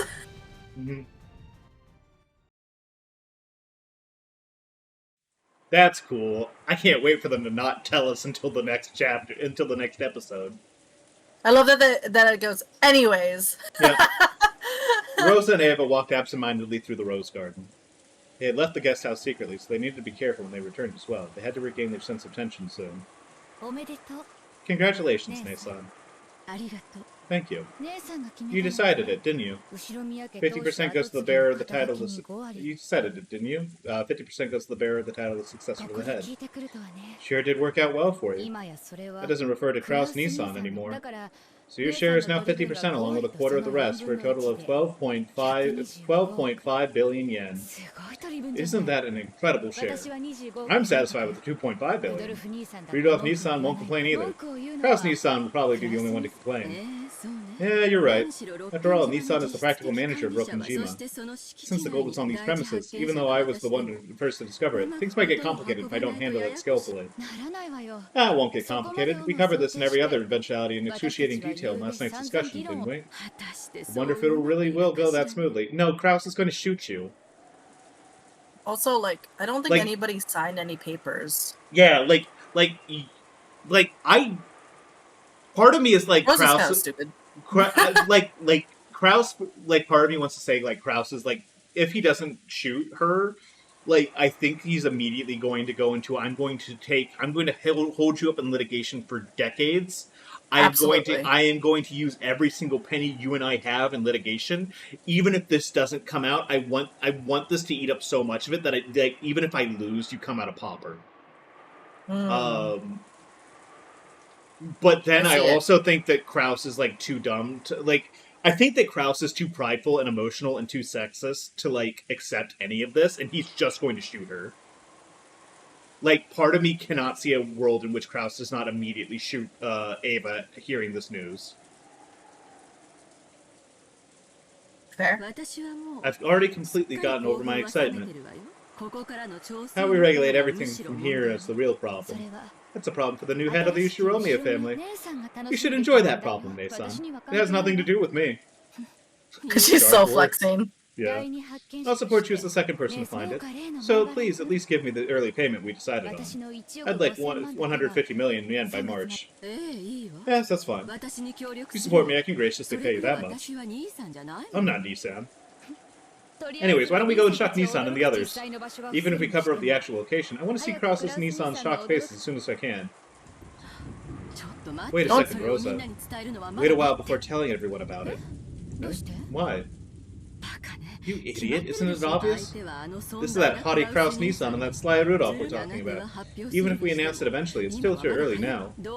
Unless we carefully investigate how we should navigate things, investigate how we should move things along first, it's possible that all the gold we finally found will be snatched away by Nissan. Ava had the thought she had just said something completely obvious. So when she saw Rosa's expression suddenly cloud over, like she was a little surprised. What are you unsatisfied about? You know well what kind of people those two are. Nei-san, that's against the rules. What do you mean? Didn't we make a rule that whoever found the gold would announce it immediately?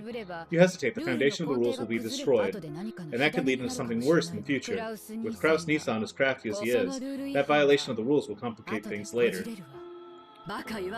Don't be stupid. This is Nissan's island, and that gold just now wasn't cash. We're talking about the liquidation of a vast 10-ton mountain, you know? It would take a significant amount of time to carry it off and turn it into cash. And that will only work in Nissan's favor, since he has practical control over this island. Don't you even realize that? I don't like searching each other for weaknesses like that. I just want to clearly lock in my 2.5 billion portion. Of course, if you were to give me 2.5 billion in cash right now, whatever you did next would be up to you. But until I have my share in my own pocket, I will follow the siblings' rule. You're so naive. You don't understand Nissan's craftiness at all. Well, I mean, to be fair, that's not really her problem, right? Like her problem is like, I just need my 2.5 billion as soon as possible, and I'll support you if that means that.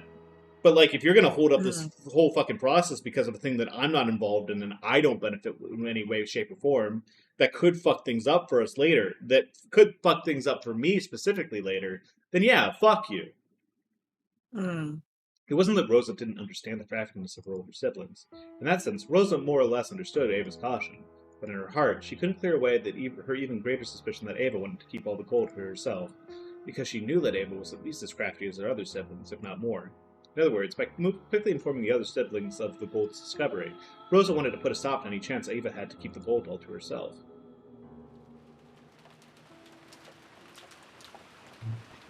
Rosa, sorry, but at least listen to me this once. Are you saying that if I don't listen to what you say, you won't be able to prepare the 150 million? That isn't the way I wanted to say it, but if you really needed that money, it's more realistic to support me. You talk to Nissan and Rudolph, even that natural portion of yours might disappear. You don't want that, do you? Gun! For a while, a severe expression that she had never shown to her sister before rose to Rosa's face. There wasn't even a trace of her restraint as a younger sister. It was just ruthlessness. No, the seriousness of a single human arguing about a vast sum of wealth. Ava made light of it, chuckling. Dear me, a frightful murder has just taken place and the culprit may still be on the island. How careless it must be to be standing around talking like this. I'm sure it's just the servants' farce. No murder ever occurred on this island. Dumbass. Huh? So you really do think that? It can be clearly explained by the manner of the 6 deaths. The locked room involving those 6 could have been created by a crime from the outside. Dr. Nanjo said that they were already dead, but that was also a lie. It's all a complicated act that Father plotted. All the servants are just pretending to be dead. The murder never occurred in the first place. There's no way that there's a murderer prowling about. Well, we need 2 more sacrifices! Ladies, are you ready? Huh. I am surprised that you would notice that. You look fairly frightened, so I hadn't thought you realized that much. I'm a person who can read between the lines in that kind of situation. Thanks to you, I've been well trained. That's right. Before we realized that the servants had died and the members of the Ushiromiya family had become the only ones on the island. Dancho had proclaimed the deaths of the servants. The relatives had begun to discuss the riddle of the epitaph, he having disappeared off upstairs as though he was in the way. Everything was an act to get us to challenge that epitaph, and that's exactly why you need to proclaim that you are the victor, son. There's no way that burnt corpse really is father. He prepared a corpse with the right number of toes from somewhere and deliberately burned it in that horribly morbid way. I'm sure he's hiding somewhere, watching to see how we'll behave. I'm sure he already knows that you have reached the Golden Land, Nisan. Hey, son. And that's why you should proclaim that you are, soon that you are the winner. I'm sure Father will appear out of nowhere and proclaim that you are his successor while clapping his hands. Well, still, I have to pester you for 150 million, so I can't work against you in anything. So you listen to what I say and be quiet about this Nisan and the rest. Make your position clear, Rosa. I want to tell them. We just made that rule last night. We shouldn't just throw that away. Of course, I will announce in front of the siblings. However, I want to make very sure of the situation first. Carrying out 10 tons of gold, converting it into money, and distributing it fairly. Until I can confirm my ability to carry all those out without Nisan getting in the way, I want some time to think. I only want to hold off my announcement until then. I'm definitely not keeping it secret because I want it all for myself. You'll definitely announce it to everyone sooner or later, right? Yes, of course. Even I want to rub it in Nisan's face as soon as I can. About how much time will you need to think? I won't know until I thought about it.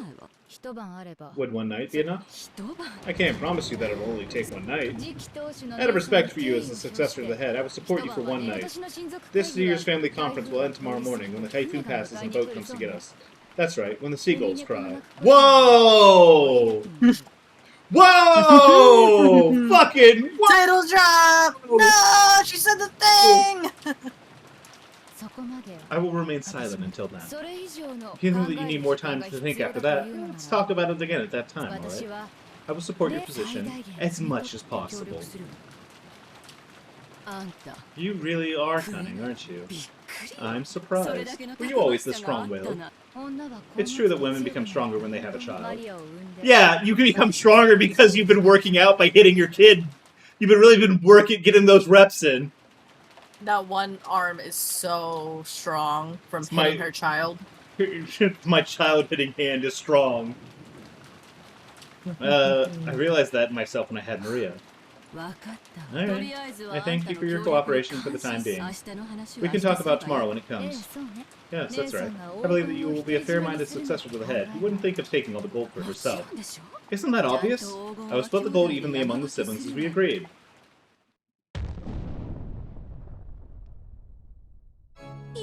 No way! I found this! Of course. Because we solved the riddle of the epitaph. So all this gold is all mine. I won't give it up to anyone.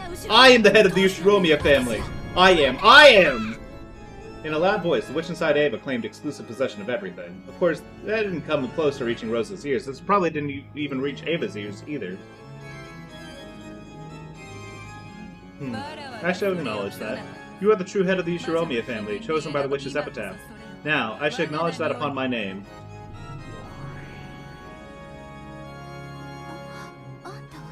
Okay, alright,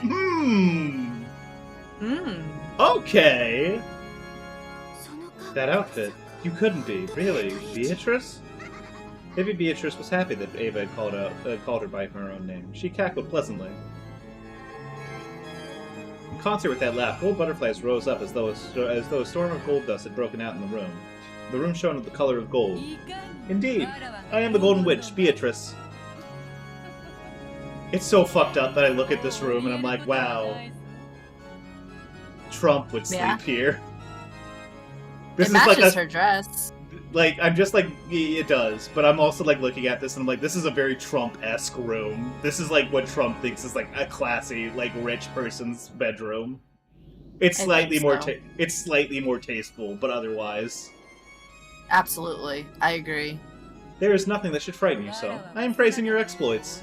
Truly excellent. Imagine that you would spectacularly solve that riddle of the epitaph. It is worthy of my admiration. You were the one who sent that letter, so I'll succeed all the gold in the Ushiromiya family inheritance, right?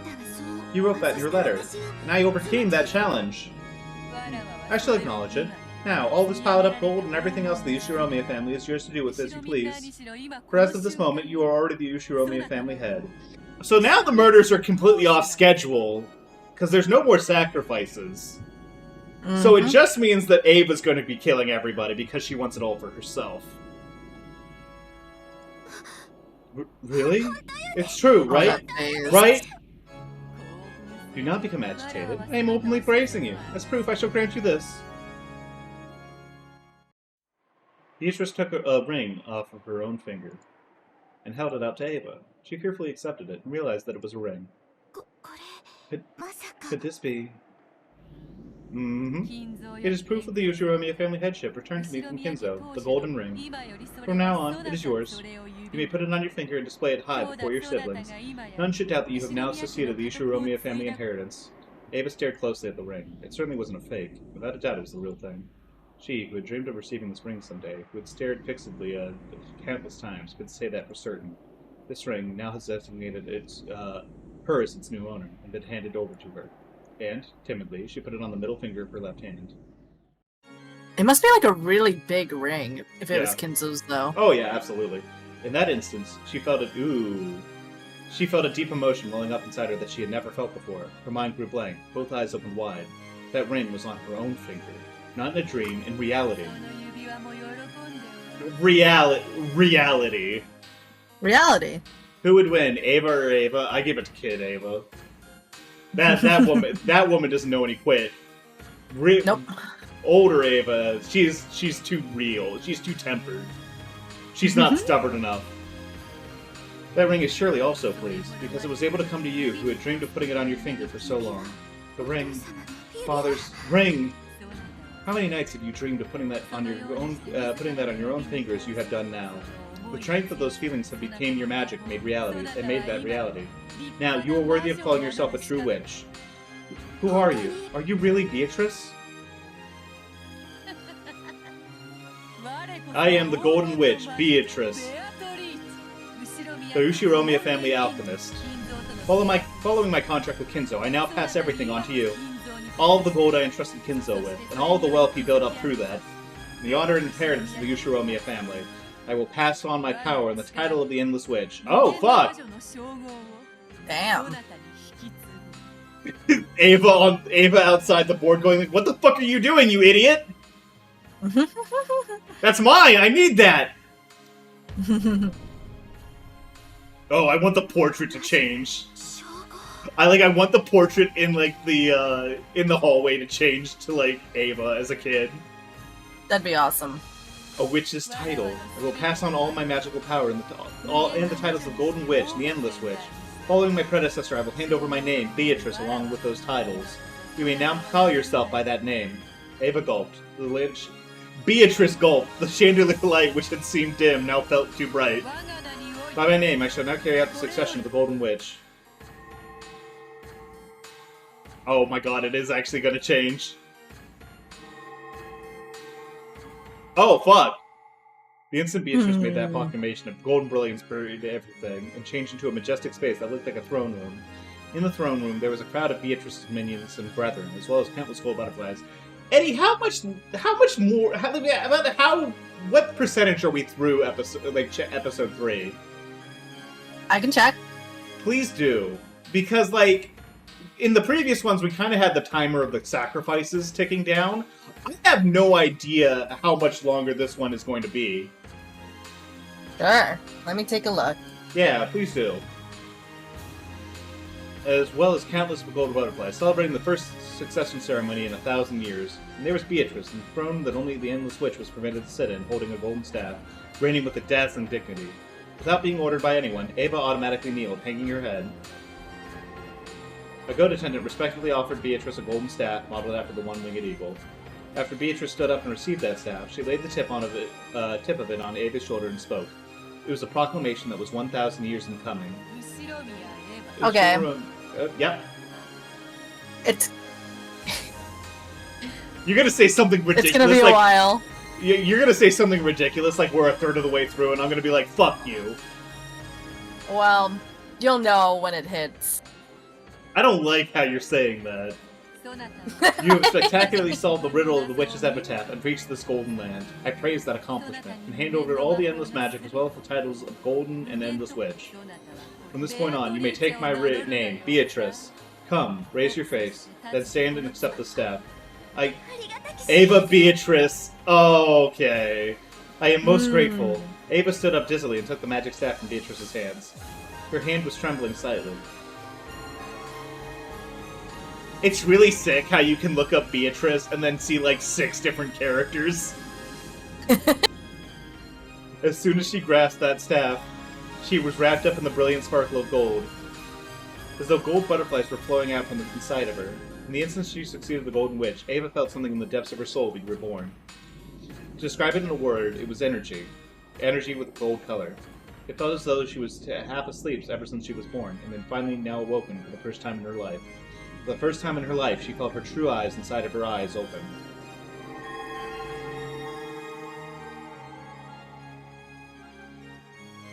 Oh? I'm just imagining. I'm just imagining what this looks like on the. Whoa! Hey, Bernkestel. Everyone's here. Everyone here. Hey, Lambda Delta. Hey, the sisters. This design's pretty good, but I'm trying to imagine what it looks like in the original, like, sort of, like, look. Do you want me to send it to you? Please do. Here I go. Do not go forward until I send this to you. Okay. Because I want to keep watching.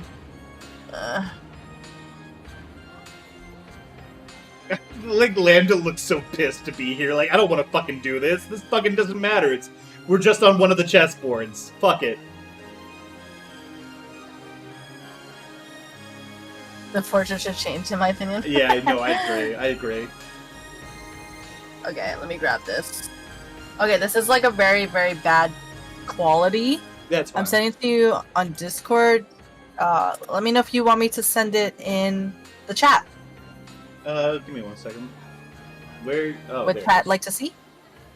Yeah, go for it. Yeah, this is about kind of what I expected. Okay. I think it's very, like... The shoulders are so sharp in this. They're so shiny. They did so much. Anyways, okay, alright. we may now continue. A fitting and beautiful outfit for the Golden Witch. Come, show yourself to all of these people. It's definitely nowhere near Beatrice's dress, though. That thing's so much better. Oh yeah, absolutely. Show them that you are now the new witch. Neva, I guess no. it's because Ava's way younger. Yeah. No, the new Beatrice turned around timidly. When she did, the witch's minions filled the vast throne room, honored her with a wild applause that sounded like the roaring of the sea. It is super interesting that witches can be, like, branched off versions of other people, which I guess explains, like, Bernkestel and Lambda Delta. Mm-hmm. And I guess Beatrice, too, really. It sounded like the roaring of the sea. Come, everyone, replace all the portraits of Beatrice with the new pieces! Let's fucking go! The whole time, you were like, yeah, it would be cool, huh? I was.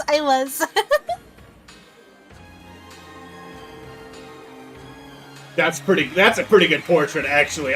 That's really good, isn't it? That's really good. It's so Maria good. is watching all this did a good happen. It's like, job. I took a nap. What the fuck happened? Fuck you. I'll kill you, I'll kill you, Auntie. I'll do it. New Beatrice, congratulations on the success of the Golden Witch. I hope that you will become able to stand on your own as a noble golden witch, and as the Endless Witch. What the fuck is old Beatrice's name going to be? Not old Beatrice. Not old Beatrice. Old Beatrice. Our Beatrice? I don't know. Our Beatrice. Yes, I will do my best. Does that mean that Battler has to fight? Like, what is Battler thinking? Like, he's just like, this doesn't matter. What the fuck is going on? What am I supposed to do with this?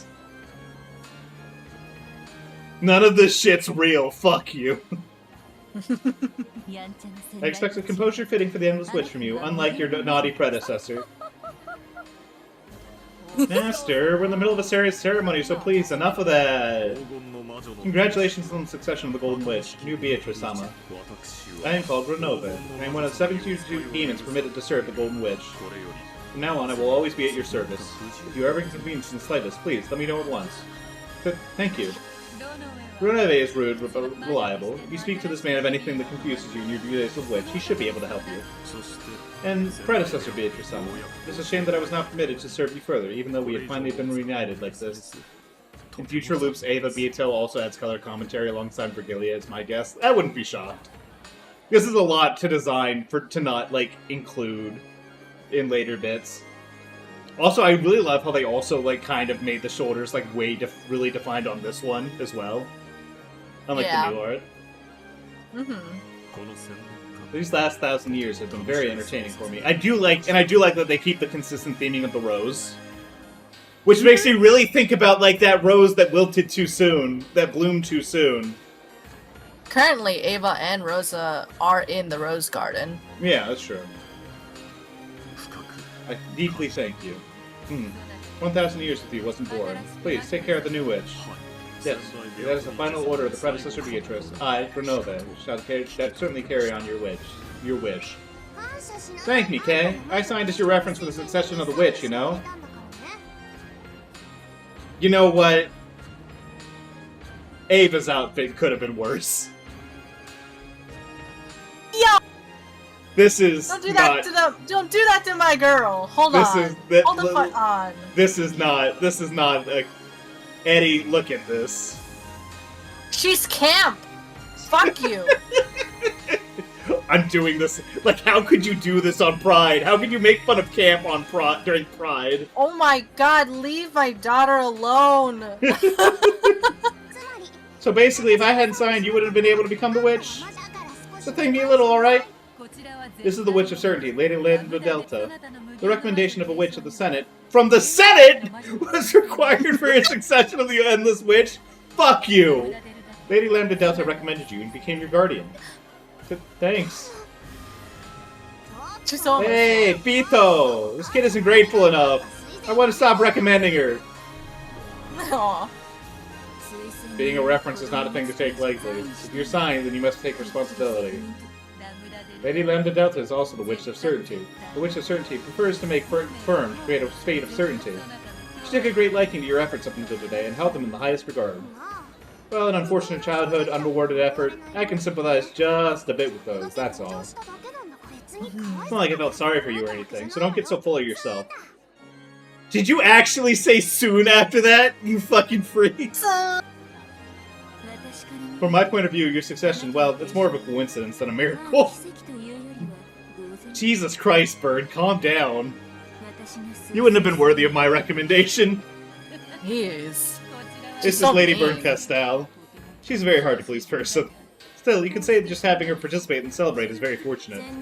I only came because this is a rare event, unseen in 1,000 years. And I heard that there would be some delicious alcohol. I need to get liquored up. New Beatrice-sama. Please, allow us to greet you as well. I'm pleased to meet you.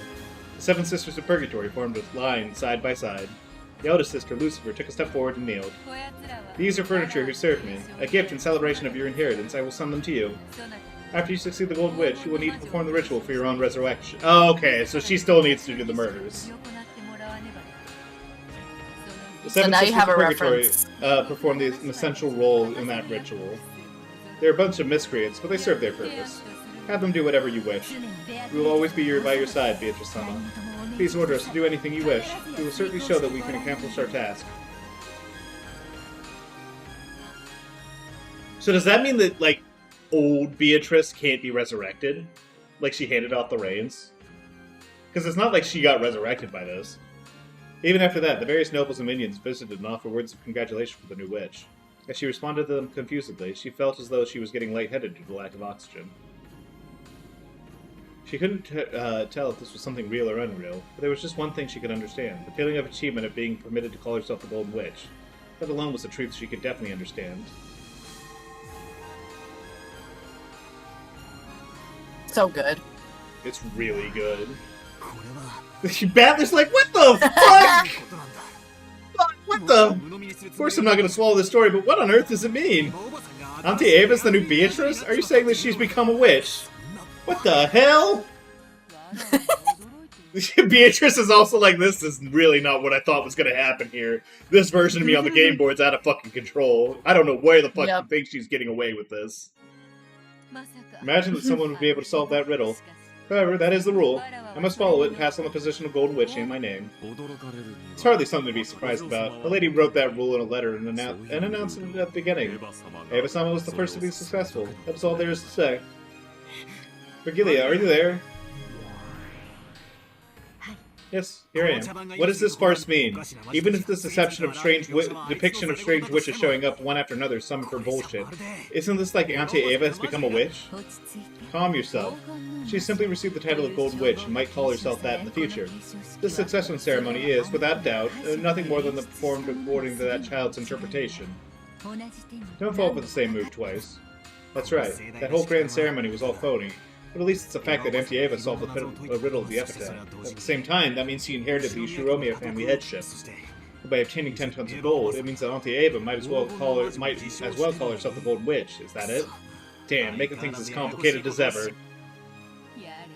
I love how, like, Battler shows up to say, hey, this didn't matter, and then go back. Yep. Dear me. Virgilia.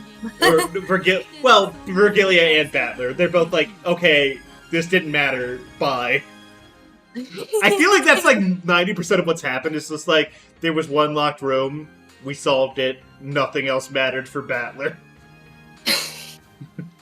Is a boorish human unable to comprehend the grandeur of the ceremony? Oh well, being unable to read between the lines is what makes you human.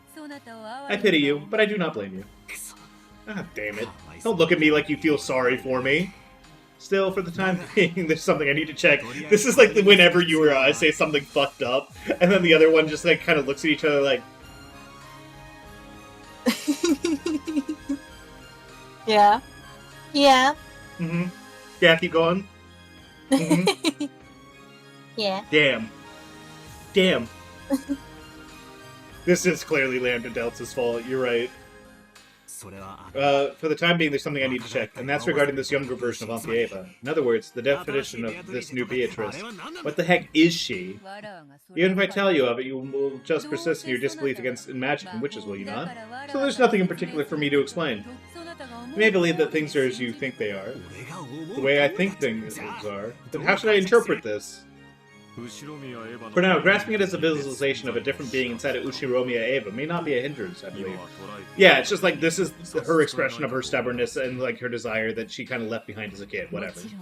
Of course, you cannot blindly accept it, but it's probably appropriate for you to think of that way now. In other words, I should think of Auntie Ava and her as the same person. Damn, this is starting to feel bad. With that being the case, from now on, my name is not Beatrice. Oh. Okay, what are we doing? What are we doing here, Beto? Are you just? Oh, is it just going to be Beto? Because I passed it on to Ushiromiya Eva, which means that I am now nameless. Bedler, isn't there some name that's? Oh, this is whoa. To think like Kinzo's screaming and crying and pissing and shitting. What do you? He's so like, down bad. What do you mean? Immediately him? Immediately? Hey, name me. You're the one I want to name me. She's so down bad. Kinzo's like clawing his own fucking eyes out. He's like, I need to get this motherfucker.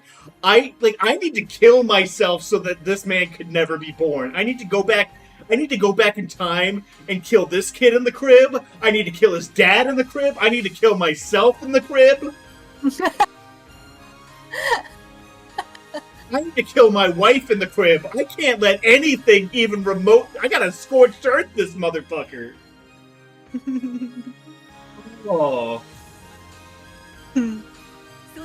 I shall take your recommendation. Isn't there a name that's fine, full of elegance, and make it a little cute if you can?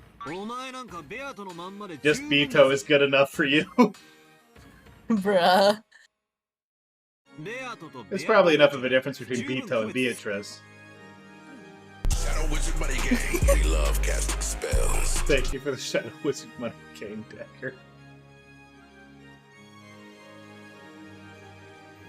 Battler, please take this a little bit more seriously. Please be a little bit more cute with your girlfriend. Come on.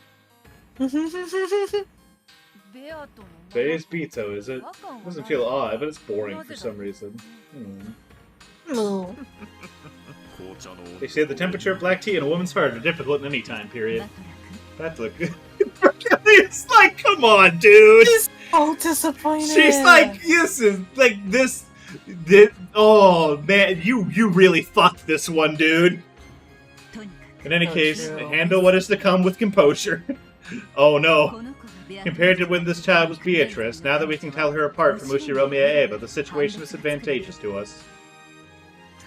And it's exactly because of that I like it even less. What is she thinking of, that Beto? Over there, Auntie Eva, who had the figure of her younger days and was now possessed the name Beatrice, had a long line forming of wishes wishing to bless her. It was like a witch's coronation. Countless gold butterflies flapped their wings, directing this fantastical gold-sparkling space. They were all praising her. As I stared from the distance, I looked at the Beatrice given new life, who had a slightly embarrassed smile on her face. Her expression, which had been hesitant at first, seemed to be full of a happiness that she had finally become aware of. In that expression, there wasn't a trace of the madness that had led her to that insane laugh before the gold. There was only the innocence of relishing her joy. Since I deny wishes, I couldn't accept her as she showed that joyful expression at her witch succession ceremony. However, as I watched that innocent smile, it made me feel like I wanted to celebrate her, just for now. That moment when a strong effort is successful and is rewarded is always beautiful. Auntie Eva, who had always yearned to succeed the head and had worked hard since he was young without being rewarded, had spectacularly taken hold of the chance given to her by the riddle of the epitaph, and had finally gained that position. How divine is the smile of a person whose childhood dreams have been granted? I definitely won't accept witches. But Battler put his hands together, making a small sound. Clap, clap. It didn't reach her ears, but it did celebrate her. Congratulations, Auntie Eva. You solved the riddle of the epitaph masterfully and before everyone else. It's your victory without any complaints. I won't accept all that about the Golden Witch and so on, but I will accept you as the new head of the Ushiromiya family, and I will celebrate you honestly. Battler's such a good kid. Like, other than, like, that weird sexual, like, harassment stuff he does sometimes. The weird sex jokes. Yeah. Like, he's such a good kid. It's true. Like, I don't know. All the cousins are such good kids. Yeah, it's actually very endearing, like, how fucked up the parents are, like, that the kids turned out alright. Like, I think if the cousins had been fucked up, and, like just as, like, fucked up as the parents, I think I would have hated this game a little bit. Absolutely. Like, you need to have the balance, right? It gives you something to latch on to. Alright, I'm gonna grab a drink, because I've been talking a lot.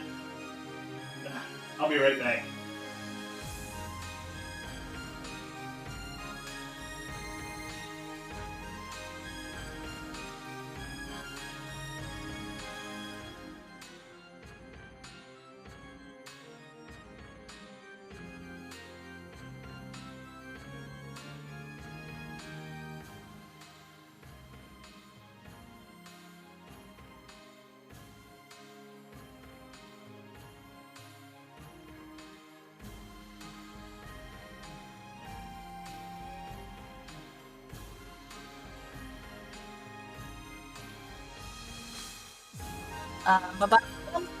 Bum.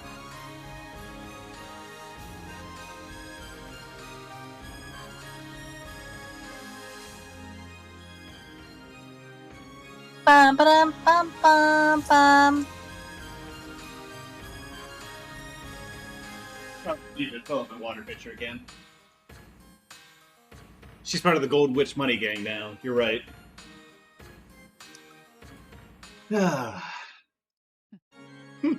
Like, I like how, like, I do like, that's like, I think that's like part of the reason why Beatrice likes Battler, is that he's a good kid. Mm-hmm. I think, like, if he had been, like, more ruthless or, like, more of a bastard, I think she would have been like, nah, not you. Turned off. Yeah. Yeah, exactly. Because it's like, that's what he has that Kenzo doesn't. Is that, like, Battler believes in people and has a good heart. Yeah. Kenzo's like a bastard, but they're the same, and other than that. Battler can be a bastard in like a teasing, funny way. Yeah, exactly. Like, there's bastard complimentary and bastard, like, derogatory. You know? Mm-hmm. It's like, it took 2 generations to filter all the bad bastard energy out to get to Battler. Because, like, True. Rudolph is, like, splitting the difference, I think, between the two. As though lured by Battler's applause, Beto also clapped. It was a slightly odd scene, because Battler and Beto, who opposed each other, were standing next to each other applauding for the same person. Not clapping for a witch. I'm clapping for all of Auntie Ava's efforts up until now. I am too. I am offering Ava my sincere congratulations, in applause for the tremendous accomplishment of solving that epitaph. I don't like the fact that I'm clapping with you. But, well, I won't worry about it for now. I guess it doesn't hurt to clap with you every once in a while. Now, fuck. It isn't bad once in a while. Still, it is fun to applaud. Even though it was Ava who achieved it, not me, for some reason I'm starting to feel happy too. Because celebrating someone means the same thing as empathizing with their joy and sharing in it. I love how, like, Battler's like, I'm explaining psychology now. Yep. Just the most obvious shit. The mansplain. He's like, he immediately goes into mansplaining. I see. Then I must even be sharing this irrational happy feeling with you. Aww. Since we are a pair of enemies trying to make each other submit, it is an odd experience. Well, just for now, let's have a truce and clap, alright? Beto laughed impishly, playing around and applauding even louder, as though eagerly trying not to lose to Battler as she clapped. Battler went along with her and clapped even louder. And when he did, though he had ended some kind of ceremony, everyone put their hands together in a loud applause and highly praised the newly born Beatrice. It was as though Battler and Beto's applause had been the final thing needed for her succession. This is such a cute little scene. Like, I'm really enjoying this. I can't wait for it to be like, now she's gonna kill people. Battler's Look like, how why? happy she is! I can't wait to see what kind of fucked up faces she's going to make. Mm-hmm. The one rule of being a witch is you gotta make stupid faces.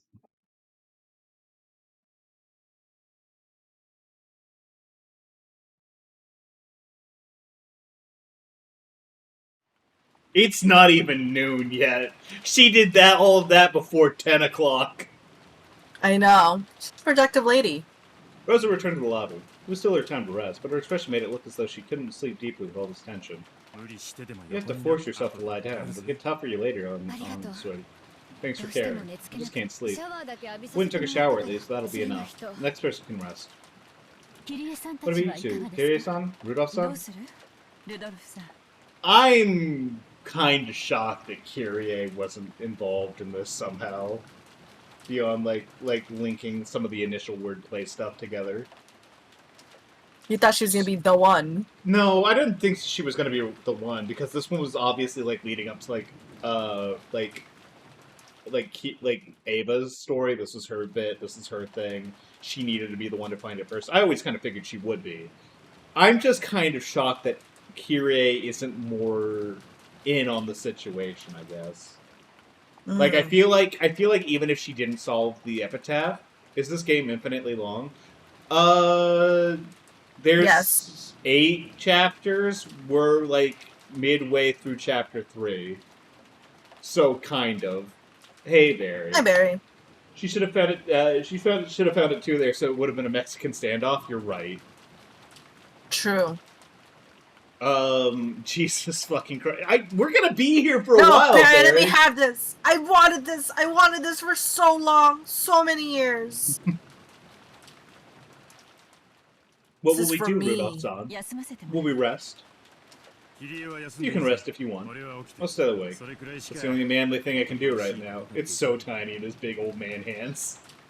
I know. Also, terrible trigger discipline. Then I'll stay Absolutely. awake. Staying awake from my husband's the only womanly thing I can do right now. He's like, I wish I had that. Deadass. You two truly are close. Those are you two. This is a lie. Kyrie is lying to her She face is right being now. nice. Yeah. That's greatest expression of love for Evie. No, I've also been interested in Umineko. I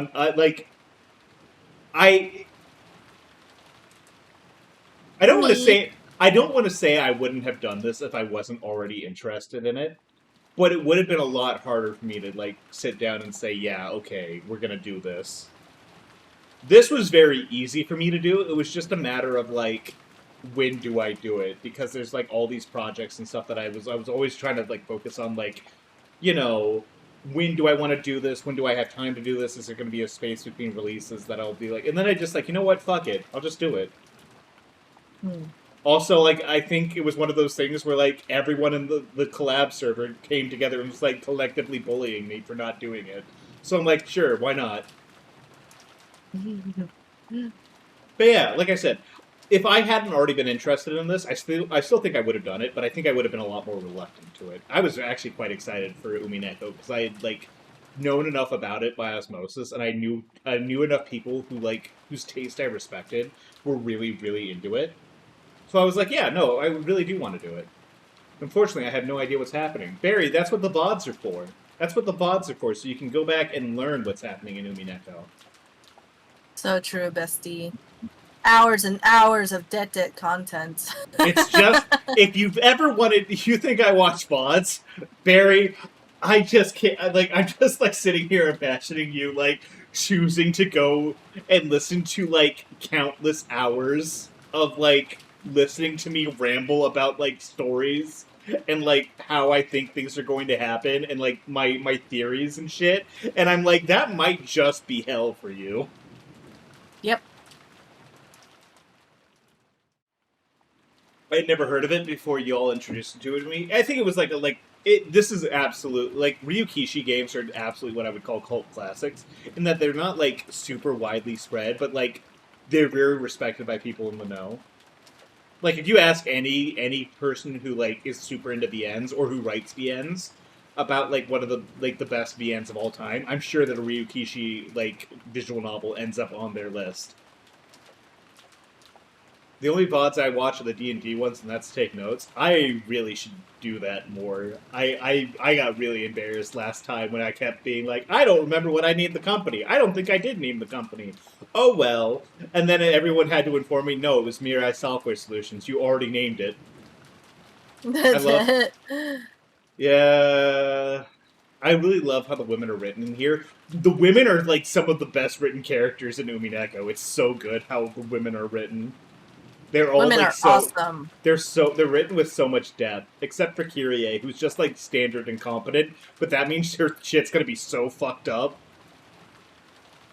I can tell she's awesome. she's been so perfect for so long that when we finally figure out what the hell's going on with Rudolph and Kyrie, we're gonna be like, this is the most fucked up shit that's ever happened, actually.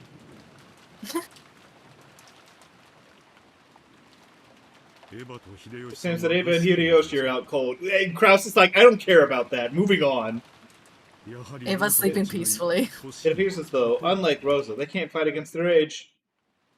As though in response to those words, the door to the hall clunked open. Eva and Hideyoshi returned from the guest room. Hideyoshi's just like, I don't know where my wife has been for the past hour and a half. Oh yeah, Barry, genuinely some of the best written women I've ever seen. It's like kind of without qualifier. We support women's rights, and especially women's wrongs. Except for Rosa. We don't support her wrongs. That's fucked up. No, her wrongs are terrible. We should never support Rosa. Yes, Rosa, you know what? I don't support all women. Some of them beat their children. Yep. That's none of your business. Oh, Rosa, are you still alright without sleeping? What about you, Nason? Why not take it easy and rest? Let's force Nomura to read this at gunpoint. It's not great. Kingdom Hearts' treatment of women is, it's a choice that was made. There's some choices. Why not take it easy and rest? These two are just like, oh, why don't you rest? No, you rest! And they're just, like, staring at each other, and I feel like they're both, like, trying not to burst out into laughter. Yeah. I just can't get to sleep. After taking a shower, my drowsiness faded away. Rudolph, Kyrie-san, you can rest if you want. Yeah, thanks. For now, the sentiment alone is enough. Why don't you go first, Aniki? How kind of you, but I cannot rest first. That is the most I can do as the oldest brother. Don't worry, the two of us will be awake until the very end. Kyrie's like, we're all too fucking macho for this shit. Yep. More importantly, Eva Nissan. Are you alright? You look a little pale. Come to think of it, you're right. You're feeling a bit hot, you know? Hideyoshi put his hand up to Ava's forehead. Seemed that Ava wasn't feeling your best. Aw. Told you so. That's what happens when you break your daily cycle at your age. Is it a cold? Natsu. Could you call Dr. Nanjo down? Yes. I'm fine. You don't have to make such a big deal of it. I have some medicine, so I'll be fine. I tend to get a fever when I'm tired. Don't worry. Hey, son, take it easy, okay? Thank you. When my siblings So gather cute. without me around, I get the feeling everyone's talking behind my back. It's a persecution complex from long ago. Sorry, okay? I won't say anything. I would never say something bad about you when you're away. I don't know if I believe her. What is it? Hey, son, you've been acting strange for a while, you know? So are they, like, actually caring about her, or no? I don't know if any of the siblings can, like, genuinely care for each other without, like a little reservation, you know? I think it's also kind of like a cultural thing. Yeah. Like, there's such an element of competition in that family that, like, I don't think any of them can, like, reach out a hand without comparing about, like, how this puts you ahead or whatnot. Couldn't you get a little rest now? You're right. I started thinking about raising money Liger. by March, and it made my headache even worse. Hey, Liger. How long is this game? Goddamn. Like I was Pretty telling long. Barry, it's like 8 episodes, and we're midway through episode 3. They're fun. Mm-hmm. It made my headache even worse. This isn't good. Rest. I'll restrain myself that your headache doesn't get it worse. I've got a bad headache myself for a while now. Actually, I mean, I think that, like, yeah, it's like the 25th stream of this. I don't want to be, like, too whatever, but I think it, like, them averaging out, like, each of the episodes averaging out to, like, 10 streams an episode feels pretty right. Mm-hmm. Just remember that the chapters came out, like, independently. Woolly Pace, shake my head? No. Liger, I have read so much. Before 100 Line came out, this is the video game with the highest word count of any video game. Oh, absolutely not, Woolly did not play this game. Are you fucking kidding me? Neither of them could do fucking Disco Elysium without voice acting. They'd fucking cry. Who's Wooly? Wooly is a streamer. Wooly Madden. He goes by Wooly Versus on Twitch and YouTube. Oh, okay. It's just like someone that like a bunch of people in the community follow because he and Pat are like a popular combo from people who know about him. He is very funny. Yeah. He's also recently announced to be a dad. Congratulations. Whoa. That isn't good. Rest. I'll restrain myself so your headache doesn't get worse. I've got a bad headache myself for a while now. Thank you. Well then, I'll count on you what you said and rest for a while. I love how she's just walking in and out constantly. What's up, Ava? Why still bent out of shape all of a sudden? Sorry about this. Let us rest a bit longer. Sorry. Me too. Headache crew. After putting his hands together, he was praying and apologizing several times. Hideyoshi went after Eva and left the lobby. Is she gonna tell her husband? I don't like know. this atmosphere. Everything's so strange. So surprised. There was a murder earlier this morning. Kraus is like, they're servants. They're not people. I don't care. And since then, we've been eating canned food and holding guns. It's natural that we would start to build up stress. Wonder if the kids up there have also built up stress. Battler has been asleep this whole time. I believe it. I'm worried about Maria. She tends to get irritable at times like this. Just then, they heard a sound of wild footsteps from upstairs. The guest house wasn't a cheap building, so if there had been any normal footsteps, there was no way they would have heard them. It was like the sound of someone stamping their feet in frustration, and not a moment later, in addition to the apparent sound of feet running out into the upstairs corridor, they could hear Maria calling, "Ooh, ooh, ooh," over and over, sounding displeased. Rosa grabbed her head, ruffled up her hair, and voicelessly moaned in anguish, "I have to go beat my child now." God! It's like her Venom symbiote is like kicking in, being like, "You have to beat your kid now, Ava. Rosa, you have to beat your child."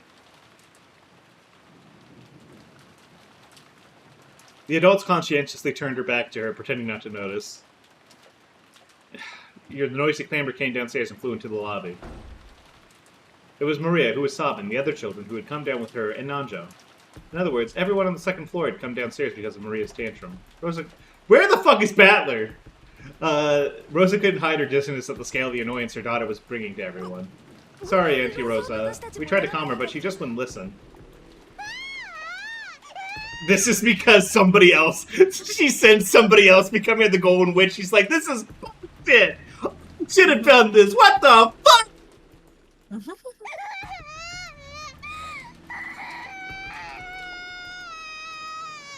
She's going Such a crazy. real child cry. What is it, Maria? Could you be a little more quiet? Everyone's looking.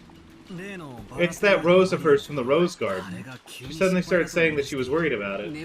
I think she's half asleep. She suddenly woke up and started going on about how worried she was for that Rose. Maria-chan, calm down. That was just a dream. That was Beatrice and my Rose. So if I don't take care of it, Beatrice will be mad at me. It might be broken again. Now all of her Beatrice fan art's non-canon. Yeah, I do love her crowd. It's a good ad.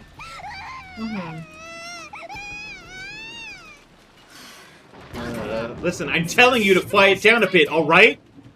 The children were taken aback by the sudden rise in the tone of Rosa's voice. Maria's crying just grew louder, and her tantrum just grew fiercer. Rosa-san, you mustn't scold a child so bluntly without attending to what they say. In times like this, it's good to give them some warm milk or something. Nanjo? If a part of me is like, if I click this mouse and then Nanjo has been shot, I wouldn't be shocked. Is there any here? Nanjo has never had a child in his life. Place of breakfast earlier was the last. Doesn't anyone have a sedative to use on kids? Like, Rudolph's like, just fucking drug this kid.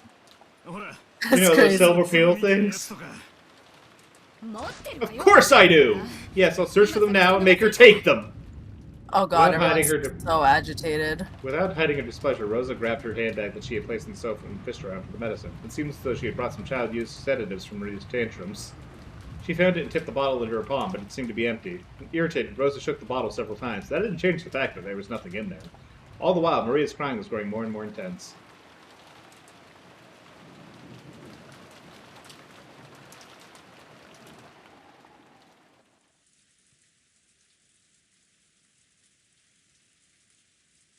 Rudolph totally gave Battler's cloth soaked in alcohol to suck on as a baby. Oh, 100%. Like, he just, like, it wasn't even, like, funny. It was just, like, he was just like, oh, yeah, this'll do it. And he dipped it into his own bourbon. He's like, drink up, kid. Bro. Meanwhile, Ava was lying in bed, covered by the bedding. Hideyoshi returned from the washroom, holding a handkerchief soaked in water. My, this is one nasty fever. I'm sure it's the poisonous air of this family conference that got you. Now, you can forget all about all the other relatives, alright? As Hideyoshi spoke Nice to to her see a new kindly. room. Yeah. There's been so many new CGs in this one. Like, the last one had a lot, but, like, this is, like, This even one has more. a crazy amount. Yeah. Hideyoshi spoke to her kindly. He set the soaked handkerchief gently on Ava's burning forehead. Ava rested upon her own hand on top of his. Like, I think there's been more, like, background CGs introduced in this chapter than it, like, were in, like, the original chapter 1. Mm-hmm. Ava rested her own hand on top of his. Your hand feels wonderfully cool. If my hand feels wonderful, your fever must be pretty bad. No worries, the medicine will start working soon. Plus, my hand is a magic hand. If I just put my hand against your forehead like this, see? Any fever will melt right away. Good luck with murder. I will. Thank you, Barry. You take care. Have fun with art. You're right. Your hand always makes my fevers fade. Ah, they love each other so much! I No need for a know. doctor when you've got my hand. Don't worry and close your eyes. The fever will fade right away thanks to my magic. This is like peak couple babbling. You know? I know. I want to cry. Yeah, I know. I can feel your magic. Hideyoshi was about to say they call that the placebo effect, but he stopped. If Ava said that she could feel magic from his hand, then that was alright for now. I wonder if magic really exists. Yeah, it sure does. Only those who believe can tell, though. There's actually a lot of magic like that out in the world. If magic is real, then I wonder if witches are real, too. Huh? You mean the Witch of the Forest, Beatrice? She probably does exist for those who believe. It's real. They are. Just like God. Won't show himself except in front of those who strongly believe. You know, long ago I was able to use magic too. Oh, that's so. And you've been a witch once too. You know, whenever I had a dream that I wanted to come true no matter what, if I wished strongly and tried hard, it came true every time. My magic, my grades were always the best. I even became the student council president and got into the university I wanted by my own ability. Everything I wished for was granted. That's right, your magic was always a thing to be reckoned with. You're definitely a witch. And you work harder than anyone. I know all about it. This is every time like Hideyoshi and Ava are just alone with each other, I'm just like, this is the best. I love this. I'm like in tears. On the inside. And he's like, guys, I need you to like, I got Eddie's camera over on Discord over here. And I look over and she's just like, yeah, I'm crying.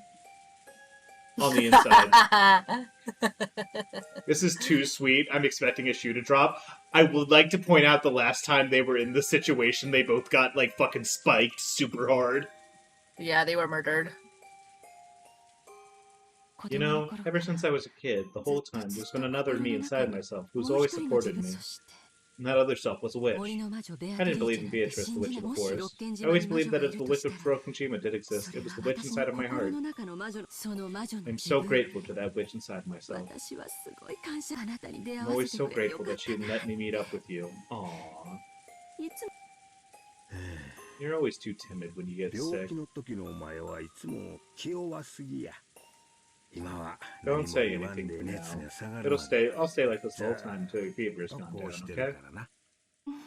Yeah. No matter what, don't take your hand away.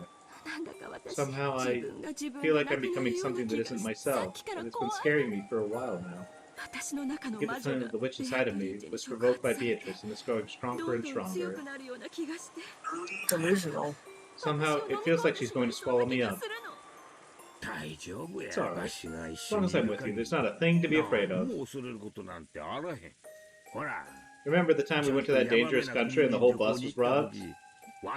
I repelled him!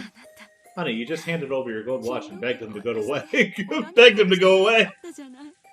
This is like peak, like dad, like tourist dad energy of like, you know, I fought off all those muggers by myself. It's like, you cried like a bitch, handed over everything they asked for, and then, like begged them not to hurt us. And then they left. It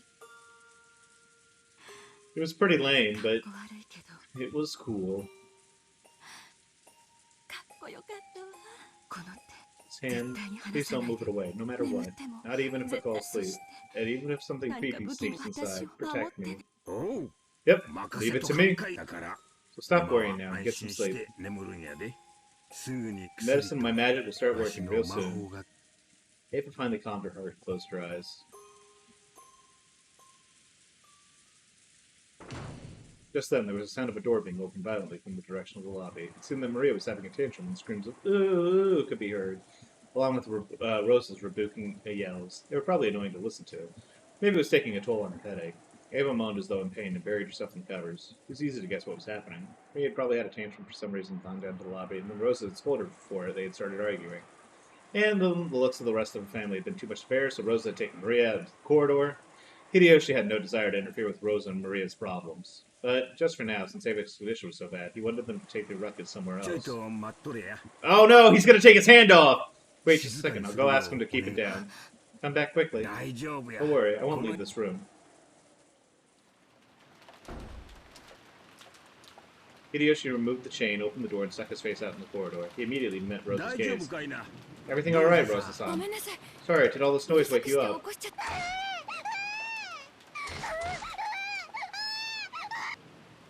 Maria-chan, sorry. Auntie Ava isn't feeling well and she's trying to sleep. Could you quiet down a smidgen? Maria's tone didn't change after being asked by Hideyoshi. She kept whining and repeating, "My rose, my rose." Riza slapped Maria's cheek, lifting her up while covering her mouth. Holy shit. Jesus. That's like 3 hands. Like slapped, lifted, and then covered. No. I think it's... I imagined it like she slapped her cheek, grabbed her by the mouth, and then lifted her by that same hand. Yeah, well, like lifted like she's by... like... No. I think it was the slap into the cover of the mouth, and then the other hand is holding her up. The lifting is the covering hand. Do you lift? You can't really lift. Yes, like you can lift a child like that very easily. Yeah, that's like super violent then. Bro, look at her. She's a child abuser. Yeah, that's true. She's very practiced at this, and carried her off towards the entrance, trying to at least put some distance between her and Hideyoshi's room. It'd probably be clamorous for a while yet, but at least he had at least warned her, hoping that Rosa would show her capabilities as a mother. and a pugilist. Hideyoshi closed the door. Is Maria-chan crying again? Looks like it. For Rosa-san too. You think about that, our George is almost too good to be true. We should be grateful. Hammers for Rosa. Exactly. You're right. And... Oh, sorry. Here you go. It's a magic hand. Put his hand on Ava's forehead again. Maybe there really was magical power in that hand. A truly peaceful look rose to Ava's face, and bit by bit she began to drift off into the land of sleep. Is it worth it for the bid to pick up the Gex collection? Probably not. Those games are pretty hard mid, I think. But I mean, if you want to go for it, it's like $25. No.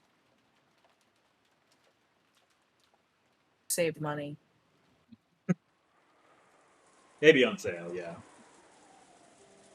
At the entrance, with her hands still against Maria's mouth, Rosa was at a loss of what to do next. I actually looked up a playthrough of like the Gex games to try to like familiarize myself of like, you know, stuff that I could use to characterize checks. God, what a fucking awful like there's nothing dialogue wise. Why would pick up the Gex collection when you can pick up the Mega Man X 1 through 4 collection? You're so right. By the entrance, with her hands still against Maria's mouth, Rosa was almost at a loss of what to do next.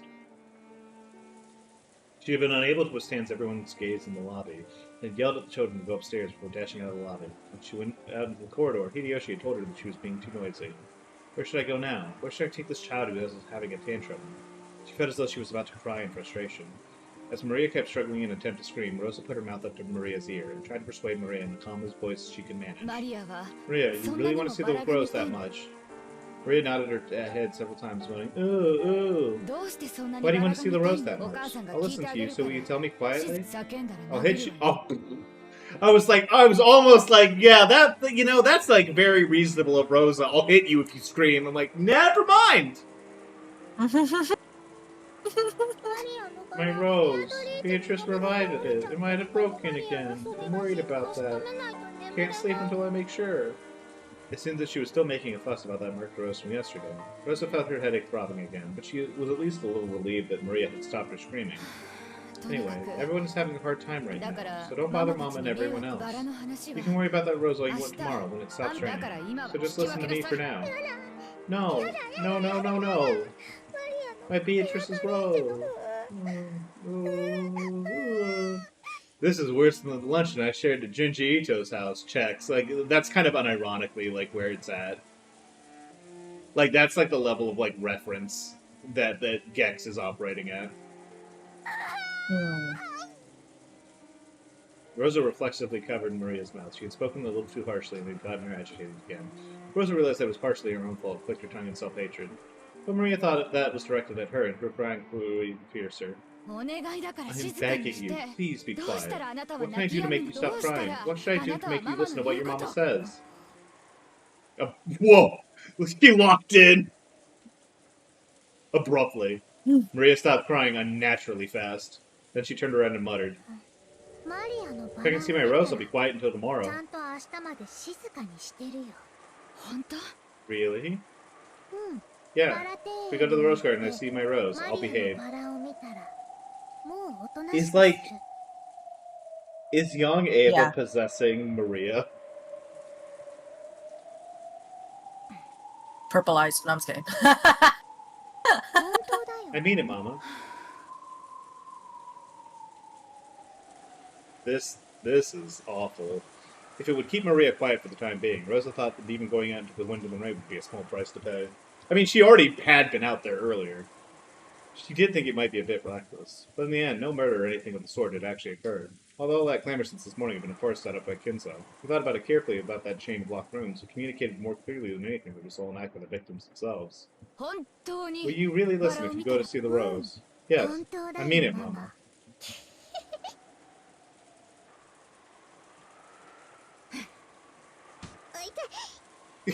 I love how, like, everyone hits her when she turns into, like, when she gets like this. Like, it's less fun because it's, like, a systematic system of abuse from, like, Rosa. But, like, when Battler's like, I'm sick of your shit, kid, and then, like, smacks her on the head. And she's like, fuck, ow, God, Jesus, stop. In Battler's instances, it's much more justified because people are actively being murdered in front of them. Yeah, and she's just, like, laughing and cackling and like, witches! Mm-hmm. Ouch. Rosa didn't overlook that creepy laugh and lightly hit Maria with her fist, and she shrugged as though giving up. Fine, you have one look and be satisfied. Understand? Yeah, Mama. I promise. Shoots her. If this was, like, any other game, like, if this was, like, a horror game or something, I'd be like, Rosa, you should just shoot your daughter right here.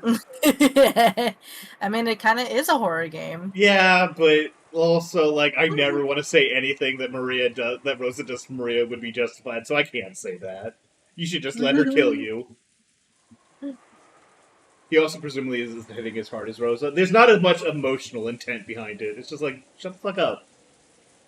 Fuck you. Once again, Rosa tested the weight of her gun. It's alright. It's only a farce. There was never a murder on this island in the first place. Damn it, wait, Auntie Rosa! Auntie Rosa and Maria, the sacrifices for the second Twilight? Damn it, someone noticed them! Tell them to stop! You see, Auntie Ava doesn't have the soft spot in her heart for Maria like everyone else does. What are those guys in the living room and us kids doing? It's always, like, really fascinating how much of, like, Battler is on the game board and how much of him is, like, in the tea room. Because it's, like, first I thought it was completely separate, but then there was some stuff where it was, like, there was clearly, like, a link between the two in terms of, like, being able to influence the actions of, like, the guy. I don't know. It's very, it's something that's, like, very fuzzy, but also very compelling. Yeah. I agree, Dagger, as well. Oh, yeah, absolutely. They are being considered of Rosa's pitiful relationship with her daughter and are forcibly changing the subject. The group you are in went upstairs and are talking about something else while watching TV. God damn it!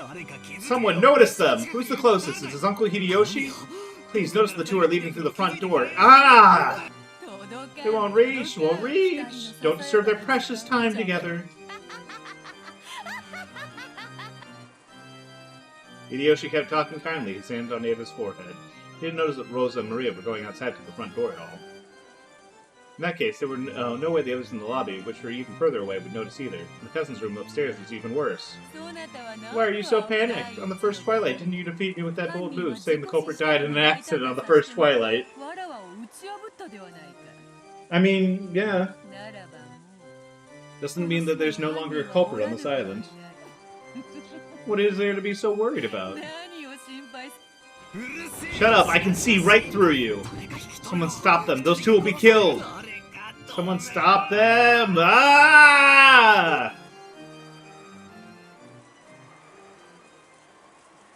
We love a bit of murder.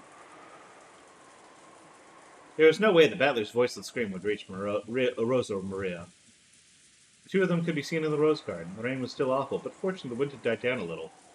No, maybe that wasn't fortunate, because if the wind had been a little fiercer, Rosa surely would have hesitated to go outside. Oh.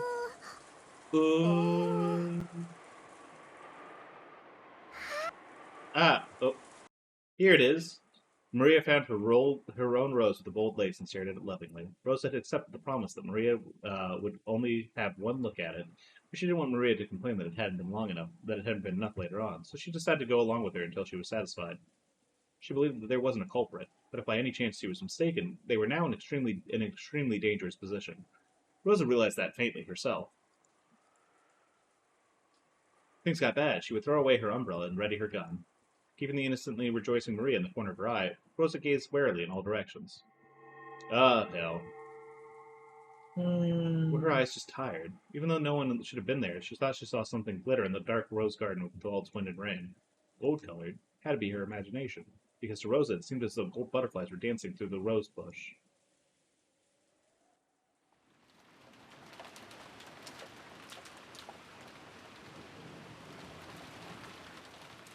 Are you alright, Ava? Just take it easy. Should I call Dr. Nancho after all? I'm alright. Don't take your hand away. I'm begging you, don't take your hand away. Ava was breathing wildly. Beads of sweat were appearing on her forehead. It certainly was true that she had stayed up all night last night, so things had been rough since early this morning. It wasn't odd that her body wasn't keeping up. Even though she understood that, Hideyoshi suspected Ava's sudden fever was a sign of some serious illness. Several times, Hideyoshi suggested to call Dr. Nanjo, but Ava resisted firmly, pleading with him and saying that it was even more important that he didn't take his hand away. I understand, but you gotta have Dr. Nanjo take a look at you by lunchtime. You can promise me that. I'll stay here the whole time, gripping your hand. Tightly, like this. Thank you. I'm fine. The magic of your hand will definitely make the fever subside. Even as she said that, Ava's harsh breathing didn't improve in the slightest.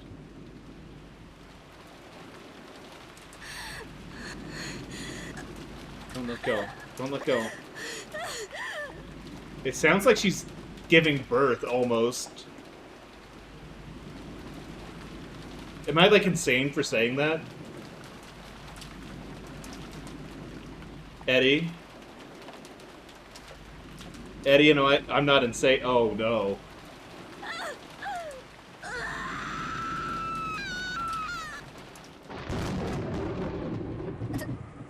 Who's there? She saw an umbrella moving from beyond the rose bush. Rosa threw her umbrella and wildly lifted her gun. When she did, the figure beyond the bush showed itself. Auntie Ava? You scared me. So it was you, Nathan. Oh, no. You want to continue our earlier discussion?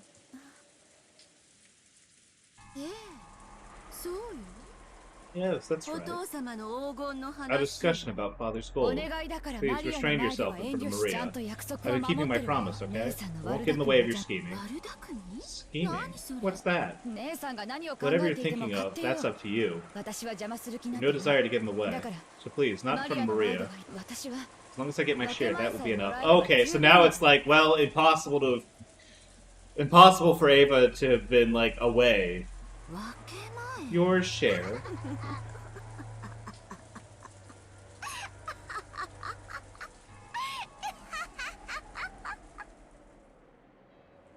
This has gotta be so fucked up for Rosa.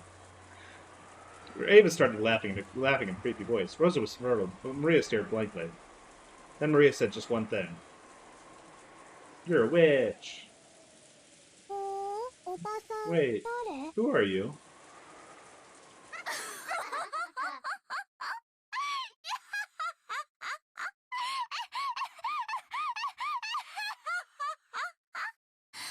Your share?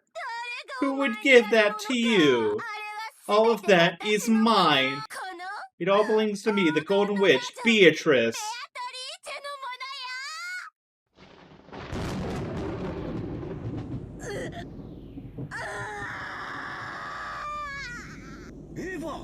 Are you alright, Ava?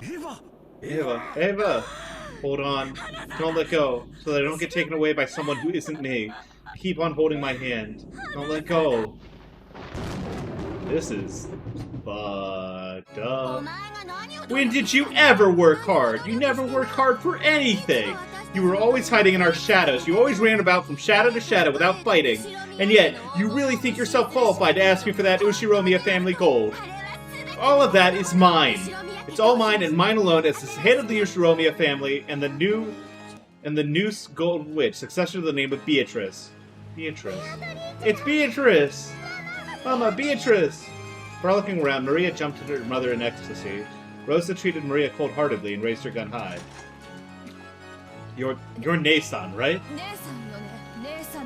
You're Nason, right? Wrong. I'm no longer the one who was your sister. Then who are you? Are you gonna say you're Beatrice? That's impossible. You died 19 years ago.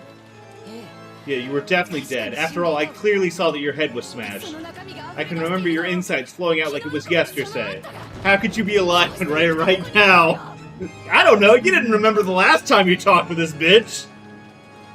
And it's not even the same one. It looks exactly like the one you saw. They all look the same. They don't. The concept of death does not exist for a Golden Witch. The names of the Golden Witch and Beatrice will be handed down for all eternity. Maybe the Beatrice you knew met with death, but that name is mine now. Therefore, it is endless. The concept of death does not exist for Beatrice. How pitiful, Nason. The gold has caused you to lose the distinction between fantasy and reality. This is absolute... Girl, please look and see that this woman is like a prepubescent. This is a teenager. I said I'm not your sister anymore. Well then, as the new Beatrice, I have been tasked with my own resurrection ritual. Ronove, what should I do? That is up to you. Beatrice-sama, you've already the power to make whatever you think reality. You should grow used to it if you use it a little. You worthless former sister. You should consider it an honor to have been selected as my first sacrifice as a witch. On the second twilight, I'll tear apart the two who are close with my own hands. Dance of the Moon Rabbits. Ooh. Ooh. Alright. First thing the new Beatrice wished, well, the first magic she tried to use was to surpass the limitations given to humans, and in particular, gravity. She wanted to become fully aware of her transformation into a witch by being released from those shackles. As the witch and Rosa stayed where they are, the ground had retreated all by itself into the distance below them. By now, their feet were no longer attached to the ground. I really love this Rosa sprite, even though she looks so fucking ugly. I know! She truly looks awful. Mm-hmm.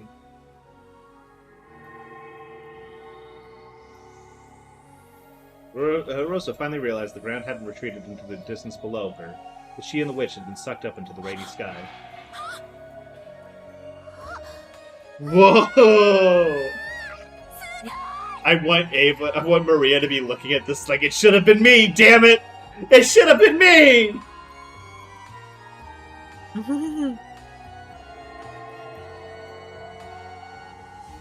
To humans, shackled by gravity, there's nothing more unnerving than not having their feet on solid earth. However, to Beatrice, who had learned the joy of being released from gravity as a new witch, it was enough to cause her whole body to shake with delight. Hey, Rosa! You remember long ago when we were small, when we used to talk about how it would be like to become witches and fly around the sky? It's come true, you know? I became a real witch and granted it for you! Stop it. Wake me from this dream. You said it. You said that you flew through the sky in your dream. You also said you hadn't wanted to wake up. You even mad at me for waking you, right? Don't worry, you won't wake up this time, alright? Her laugh. Come, dance with me in the vast rainy sky. Didn't we wish together to fly like seagulls in the sky and escape the cramped and boring island of Rokonjima? Now we'll make that dream a reality for you. That's why I want to share this joy with you and no one else. Isn't this so much fun, Rosa? Isn't this so fun? I think Battler is starting to regret clapping a little bit. Maybe just a little. Take a look below you. Look at how small our mansion is. I wonder how much it would have been in this place that small. Now, I'm especially shocked at how cramped and tiny it is. So feel, enjoy, rejoice, the power we yearn for, the power to move to the sky at will. Come, let's dance, Rosa. Through the rain, through the wind. Let's fly around like we're dancing. The light will shine on us and bless us.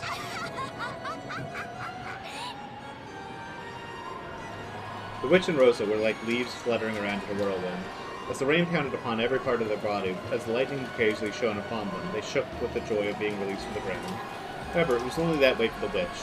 Rosa was holding onto her head, voicelessly screaming out over and over. Stop it! Please, no more! Let me down!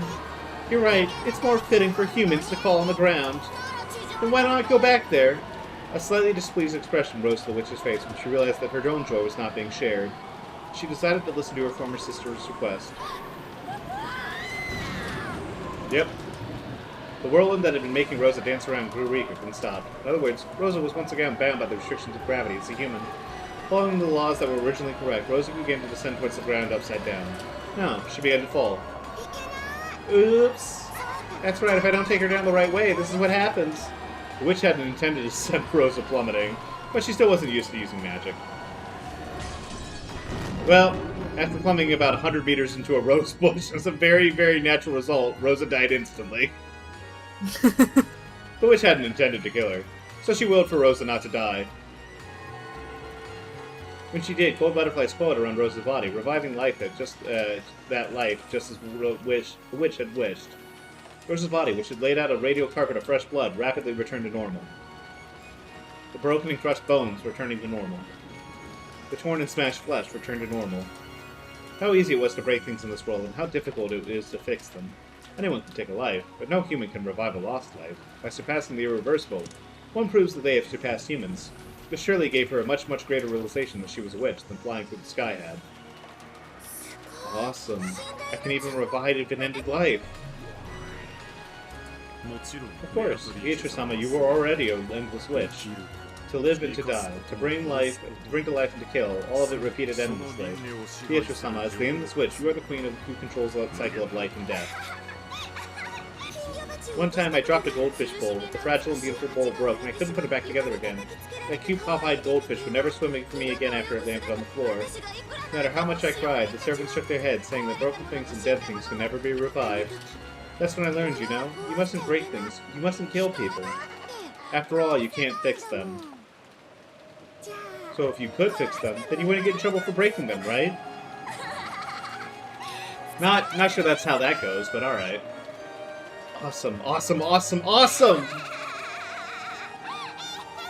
I don't like her laugh as much as Beatrice's. For sure. For a while, the witch became intoxicated with how terrible and wonderful the power she had succeeded was. Her laugh was pure, innocent, and also cruel.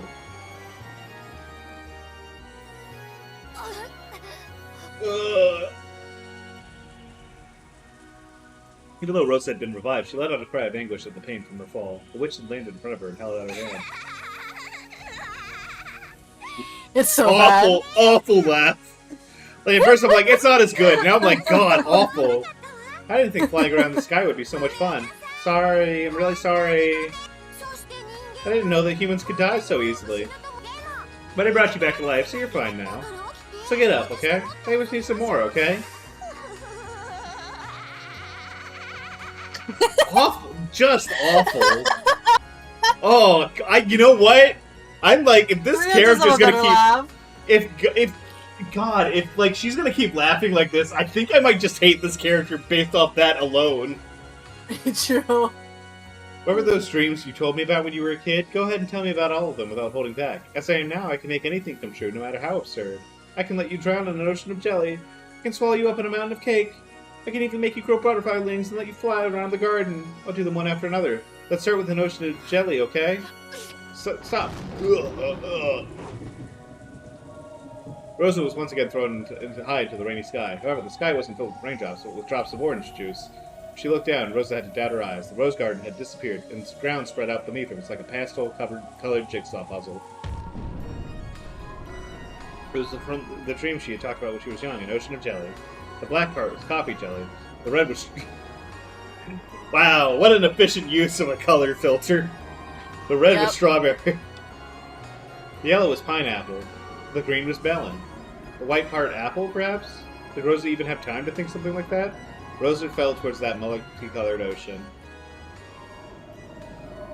White part apple. Sank deep into a great flavored purple sea.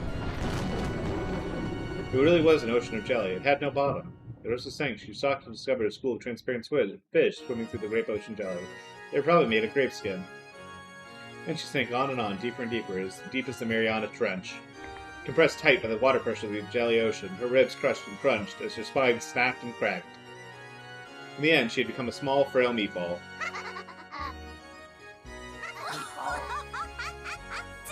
What a truly wonderful experience to drown to death in an ocean of jelly. It's a dream no one else can imitate. I granted it for you. Repulsive. The instant I snapped my finger, the meatball that had been Rosa was launched up into the sky. After being enveloped in a golden brilliance, she returned to her original form. It was simple and easy as returning dried seaweeds to its original form, and anyone could do it, if they were a witch. The vacant look on Rosa's face had to be because of the joy from having that dream she'd given up on as a child made into reality. Definitely. Probably. Next is the mountain of cake. In an instant, the sky was covered and became patterned black and white like a chessboard. The almost transparent white part was her favorite jelly cheesecake. The elegant black part was a slightly bitter gâteau of chocolat. There was a ceiling, there was a mountain, and there were several billion cakes were thrown down towards Rosa. If I held those cakes up, they would surely be taller than Everest. So they probably weighed, I'm not too sure, but it was probably heavier than all those cakes across Japan put together.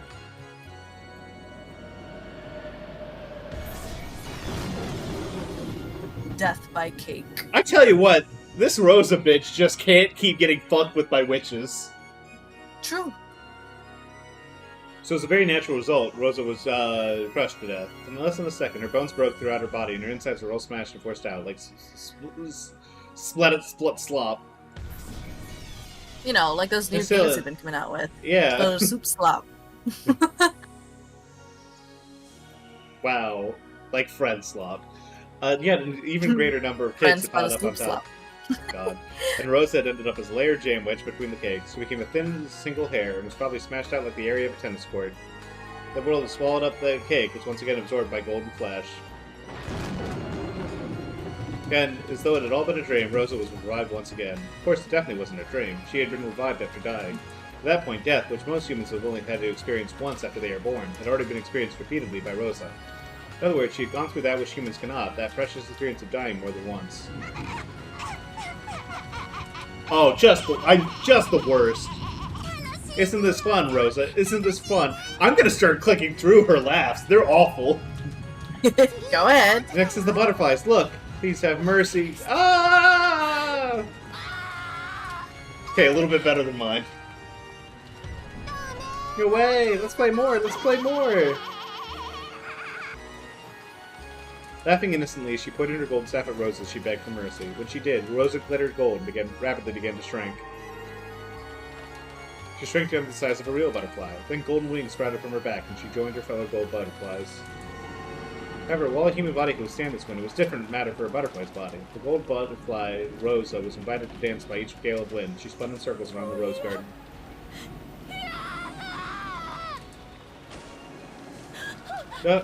A gentle bed had caught her as she tired from dancing. It was a soft knit hammock in the shadows beneath the roof of the arbor. The owner of that hammock lumbered into view, welcoming the rare guest who had wandered in on a stormy night. Oh, it's a spider. The owner, which should have been small enough to crush in your palm of your hand, now looked as big as the top of the canopy bed to Rosa. Yeah.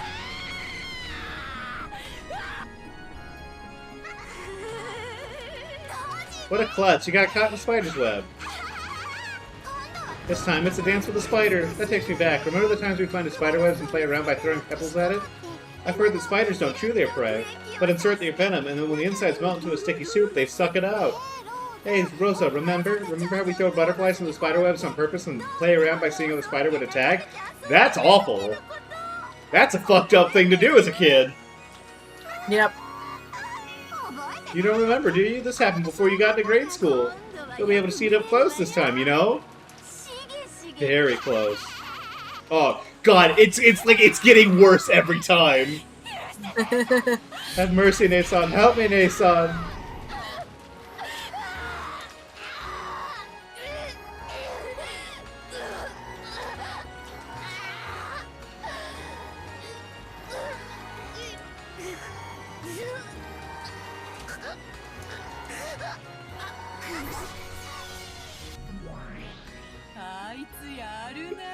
Beatrice is like, hey, that girl's not bad! Yeah. She could use magic at will. Oh, thank God we're back. Oh, thank God we're back. Oh, this is like a breath of fresh air. Like, I'm just like, oh, never leave again. Interesting, interesting, interesting, interesting! You feel like laughing too, right, Badler? Stop this bullshit! Just stop! What's so fun? You're insane! You're insane! What's so fun about doing something like this? Just suddenly she looks like she's having so much fun. I don't blame her. Magic is fun. I remember when I first became able to use magic, I played around so much. Yes, I understand. I understand. I understand the play board from the bottom of my heart. I hope Maria shoots Ava Bito. Yeah. I would expect I won't be able to share this joy and passion with you, Battler. Ah, what a shame. What a shame. If you accepted me, I'd teach you magic anytime you wanted, you know? This is like a proposal.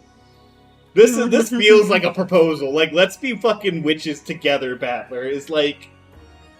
That's like a Lambda Delta, like Burncastle situation, right? It's hard to describe the joy you receive in the instant you are freed from the shackles of humanity. I want to teach you about it, that joy, that passion. This is like genuinely a proposal. This is like a fucked up time for it, but like, damn, there's some real emotion here. Like, Beatrice has like genuinely fallen in love with Battler by now, right? Absolutely. I definitely would like to see the world of magic you would give birth to, just once.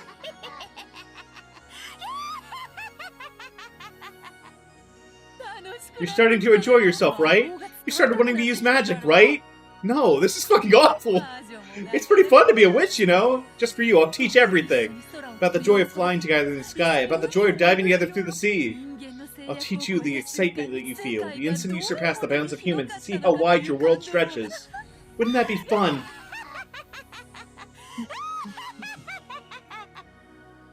There was no malice in Bito's expression. It was hard to believe that she was genuinely enjoying the school show. She thought that she was sharing her appreciation with Battler. Battler was aghast at that vastly, hopelessly different measure of value. Like, I think it is fun. I think it's really fun that Battler and Beatrice kind of like each other so much. But, like, their frames of reference are just so fucking incompatible. And, like, the world, the way that they experience the world is so fundamentally different that there is genuinely no hope for them if they maintain this sort of, like, disparity. Mm-hmm. I think that's really... I think this is, like, one of... Like, a lot of people talk... Like, there's a lot of stories where there's just, like... Like, they talk about, like, a fundamental difference of misunderstanding that can't be corrected. But this is, like, I think one of the best ways that people have gone about describing that, you know? Or showing that off. I don't know, it's great. It's great. It's good. I'm guessing we're ending soon, though, because I'm guessing the scene's gonna be over pretty quickly after this. I'm definitely something screwed up with you. Stop it already! God damn it! Virgilia, make her stop this insane farce! What do I have to do? We exist outside the board. We cannot touch the board itself. Virgilia shook her head apologetically. She was one who had already been killed. Does that mean she couldn't interfere in any way? As Bito continued to enjoy it in a crazed sort of way, Battler lifted her up by the collar and yelled at her. Stop it! Stop it! Stop it! That's enough, you goddamn witch! Are you telling me trying to tell me that's Auntie Ava? That's impossible! The Auntie Ava I knew may be a bit mean at times. It's completely impossible that she's the kind of person that would do something this cruel. This is all part of your deception.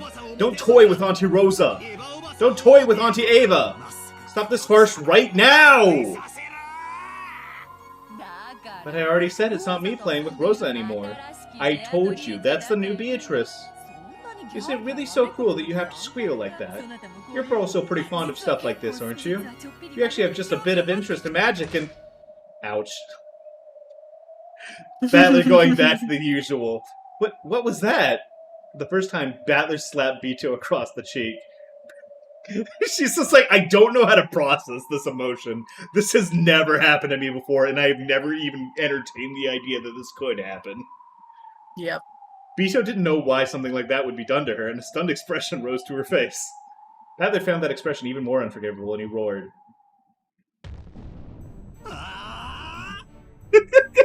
Oh, this is the most pissed Battler's ever been in his whole life. You call this interesting? What the shit is wrong with your head? Go kill yourself! Yep! Oh boy, I know what I'm using. I'm taking a screenshot right now, in case, like, this is better. I know what I'm using for next Umineko stream. Yes. Oh, wait, I gotta take a better screenshot. I gotta crop it a little bit better.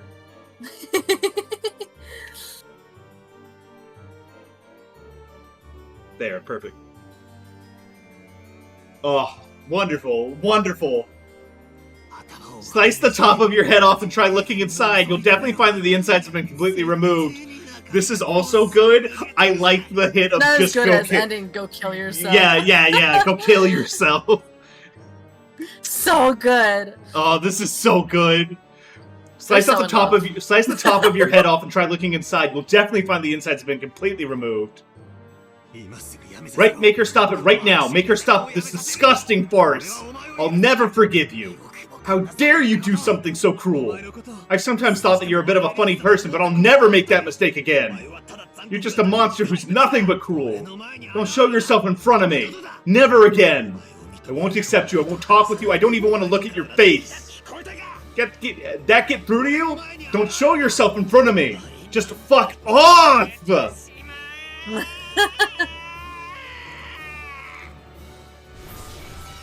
Damn, he's pissed. He's so pissed he threw up a barrier. The instant Battler screamed. The power that resisted the witch became a red wall which repelled Oh, he actually did magic!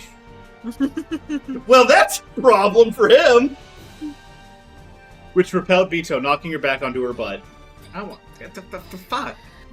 What are you talking about? Isn't it an interesting show?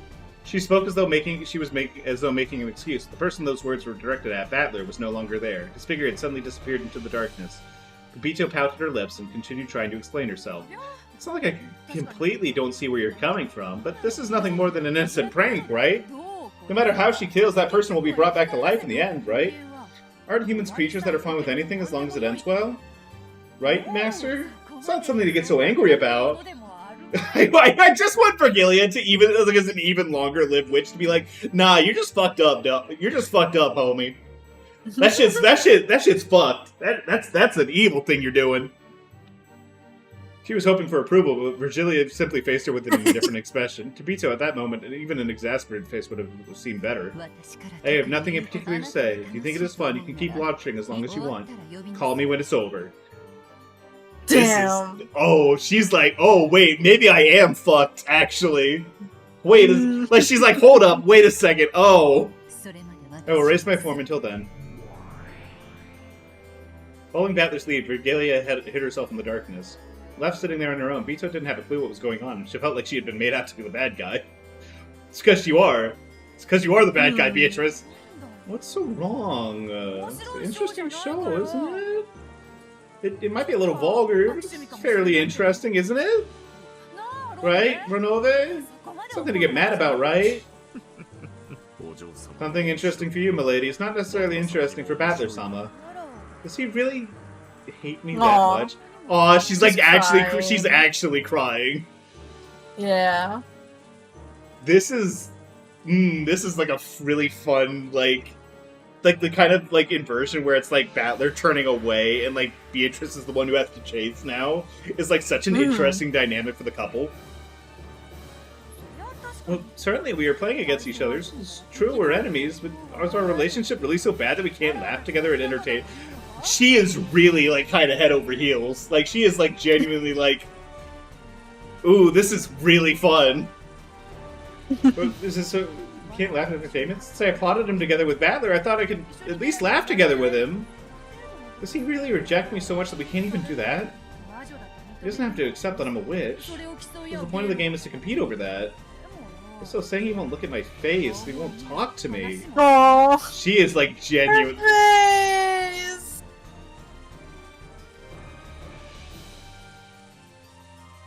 This game's so interesting, man. This game's so good. Oh, these relationship dynamics are like just like lighting my brain on fire. Holy shit. You said you did this in middle school? Yeah, it was crazy.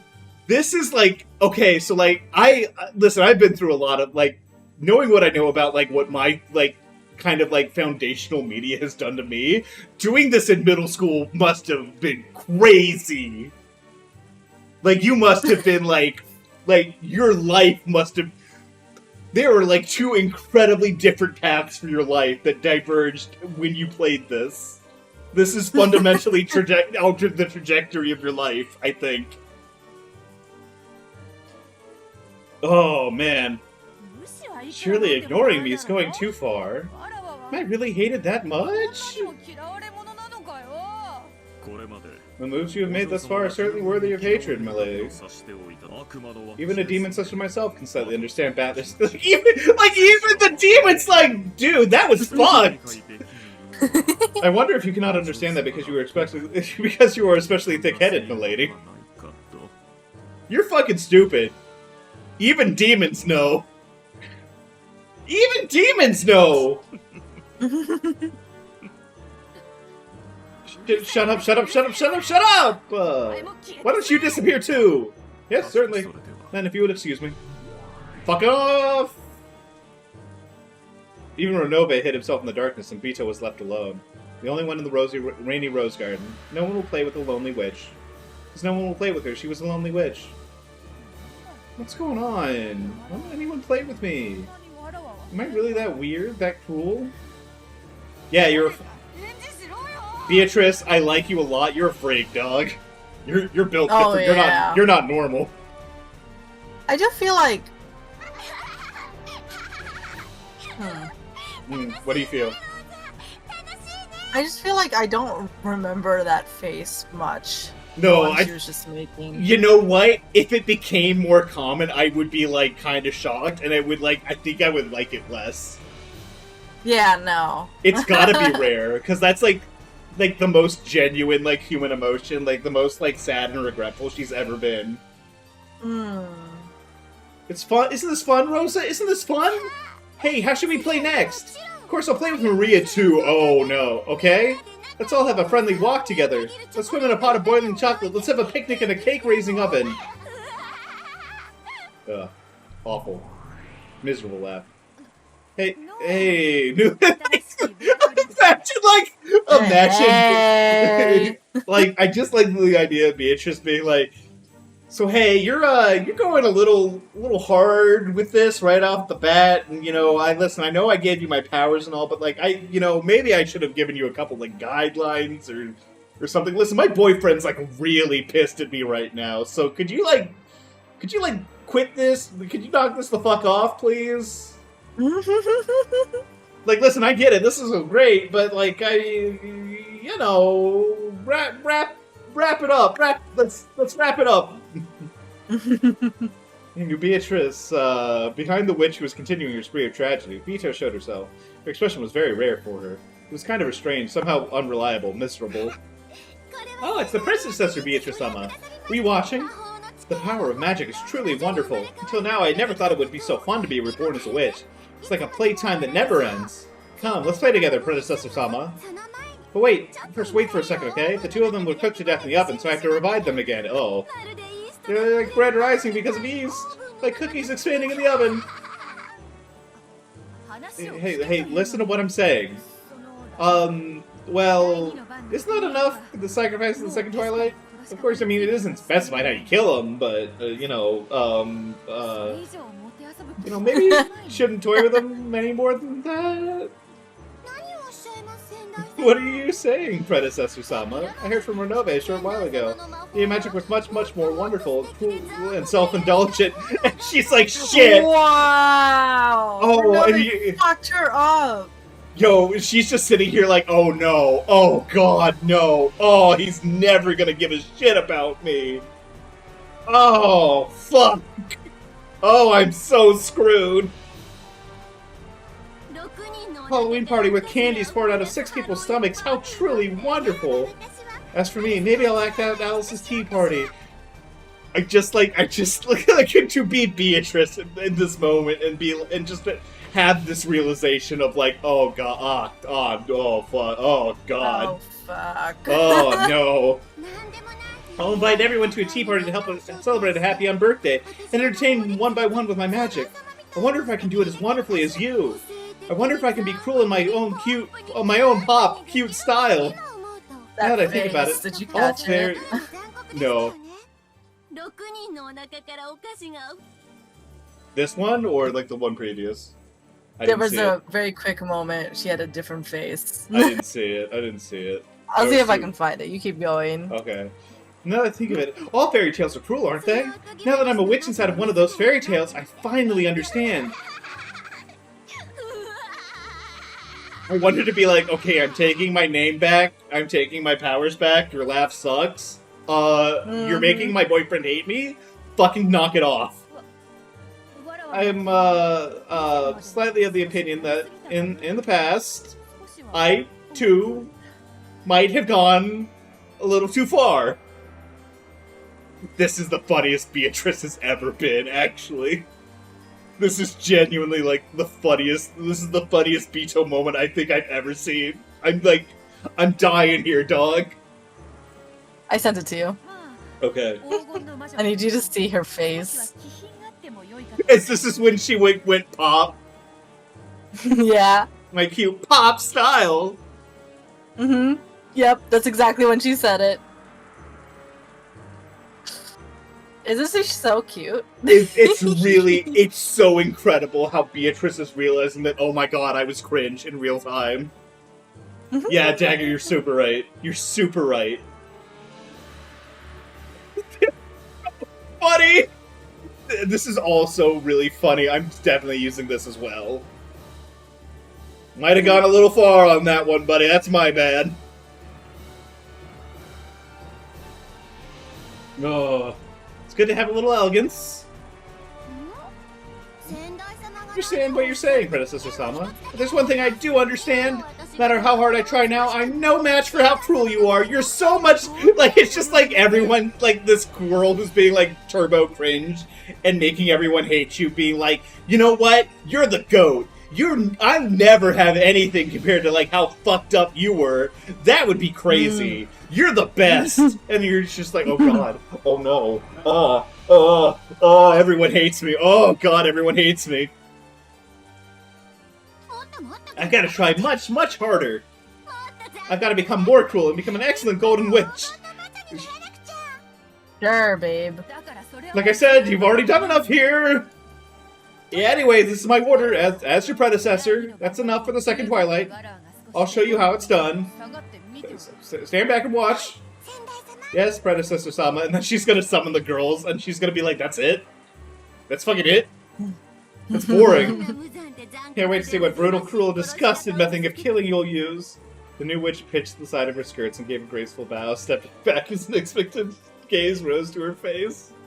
She was expecting an even more cruel magic that surpassed even herself. Speaking of that, you're only half a witch if you can only kill with methods like that. She is bullshitting so hard. It must hurt her so bad to be lying like this. She is so... she is like,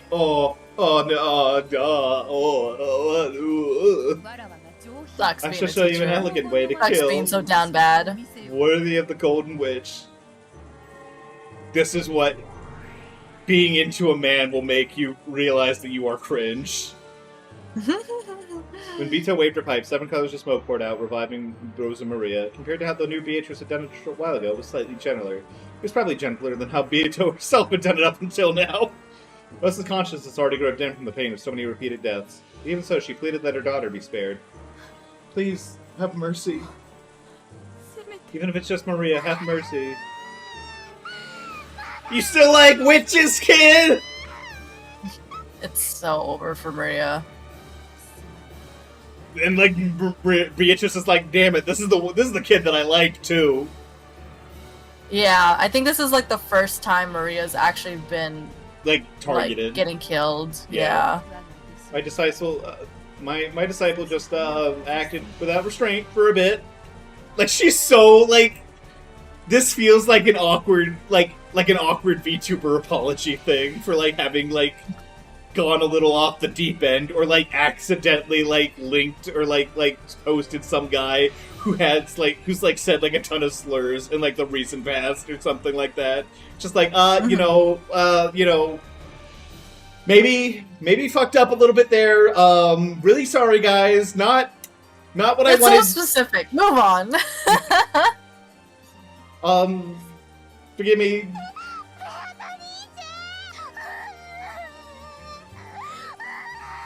This is so fucked. Maria This is realized so it was the fucked real up. Beatrice. She jumped onto her. You promised, right, Beto? You promised that you would take me to the Golden Land, right? Where I can be friends with Mama and everyone will laugh together. You promised that you would take us there, right? About that. Oh God! No! This is like. Oh Jesus. Oh, this is like. Oh, this. This is her favorite child. This is like. I'm sweating from how like fucked up this is for frickin' Beatrice. Yep. I can no longer keep that promise because someone appeared who could solve the riddle, and I'm no longer the Golden Witch, Beatrice. So I'm sorry. I can no longer keep my promise with you. Oh, she's serious now. Why? Why? Vito, you promised. Sorry. Truly sorry. So at least, an apology for not being able to keep my promise. I'll give you a truly quiet sleep, which will never be disrupted again. Vito embraced Maria with a loving expression. Then softly, a red bruise appeared on Maria's neck. Oh, I love how it's like the same way that like Genji killed like the servants. Hmm. It was a very gentle bruise. It grew redder and redder when it distinctly formed itself into the shape of a hand. Maria's neck tilted suddenly, peacefully, as though she had fallen asleep. Maria.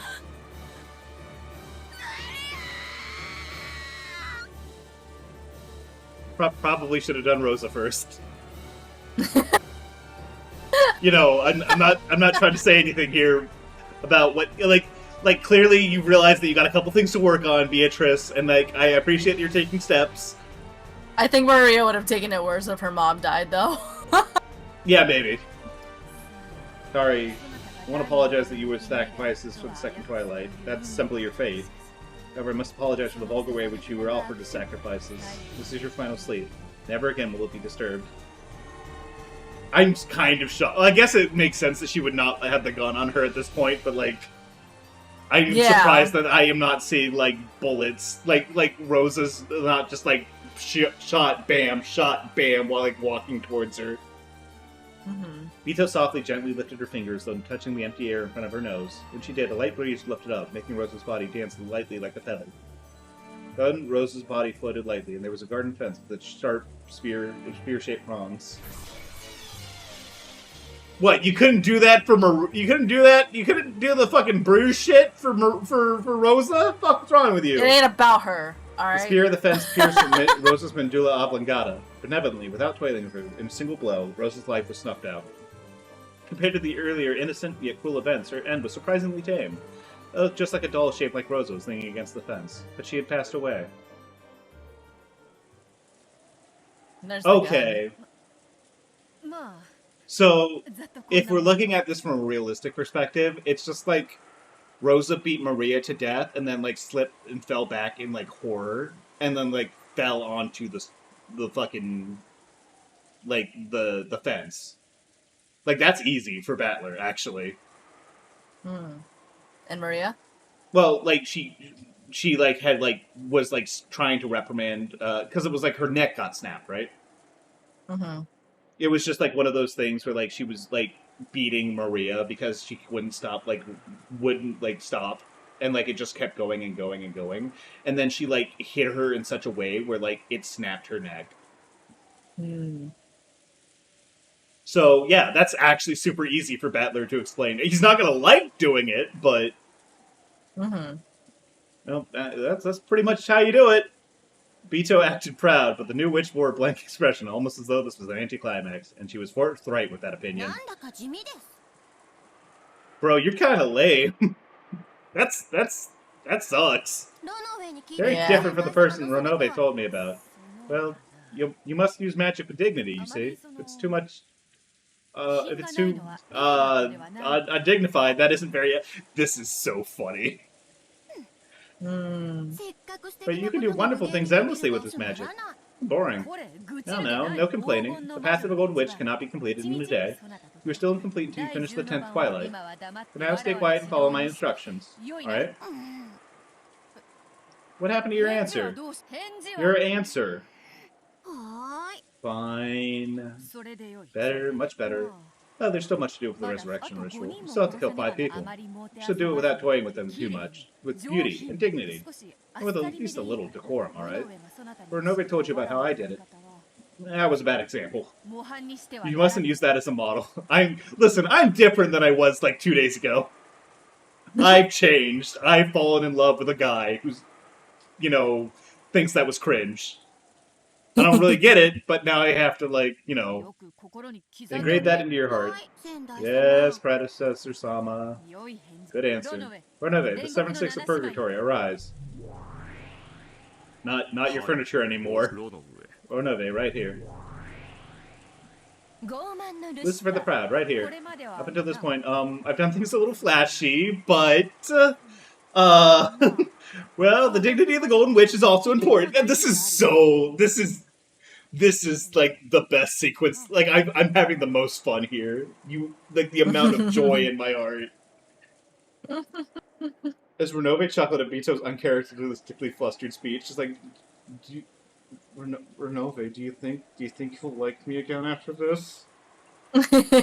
He summed it up for her. Certainly. From now on, we will be careful to perform in a graceful manner suitable for the name of the Golden Witch. Even the 7 Sisters of Purgatory will reform their previous bad behavior.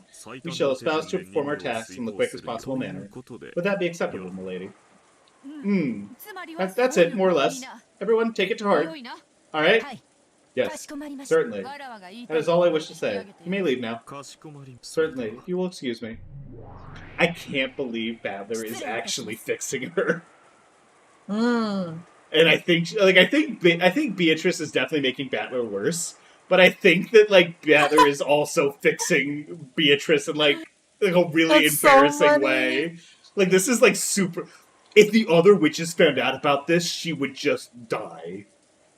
If Lambda Delta and Bernkastel start ribbing her about this, she's just gonna kill herself. Excuse us.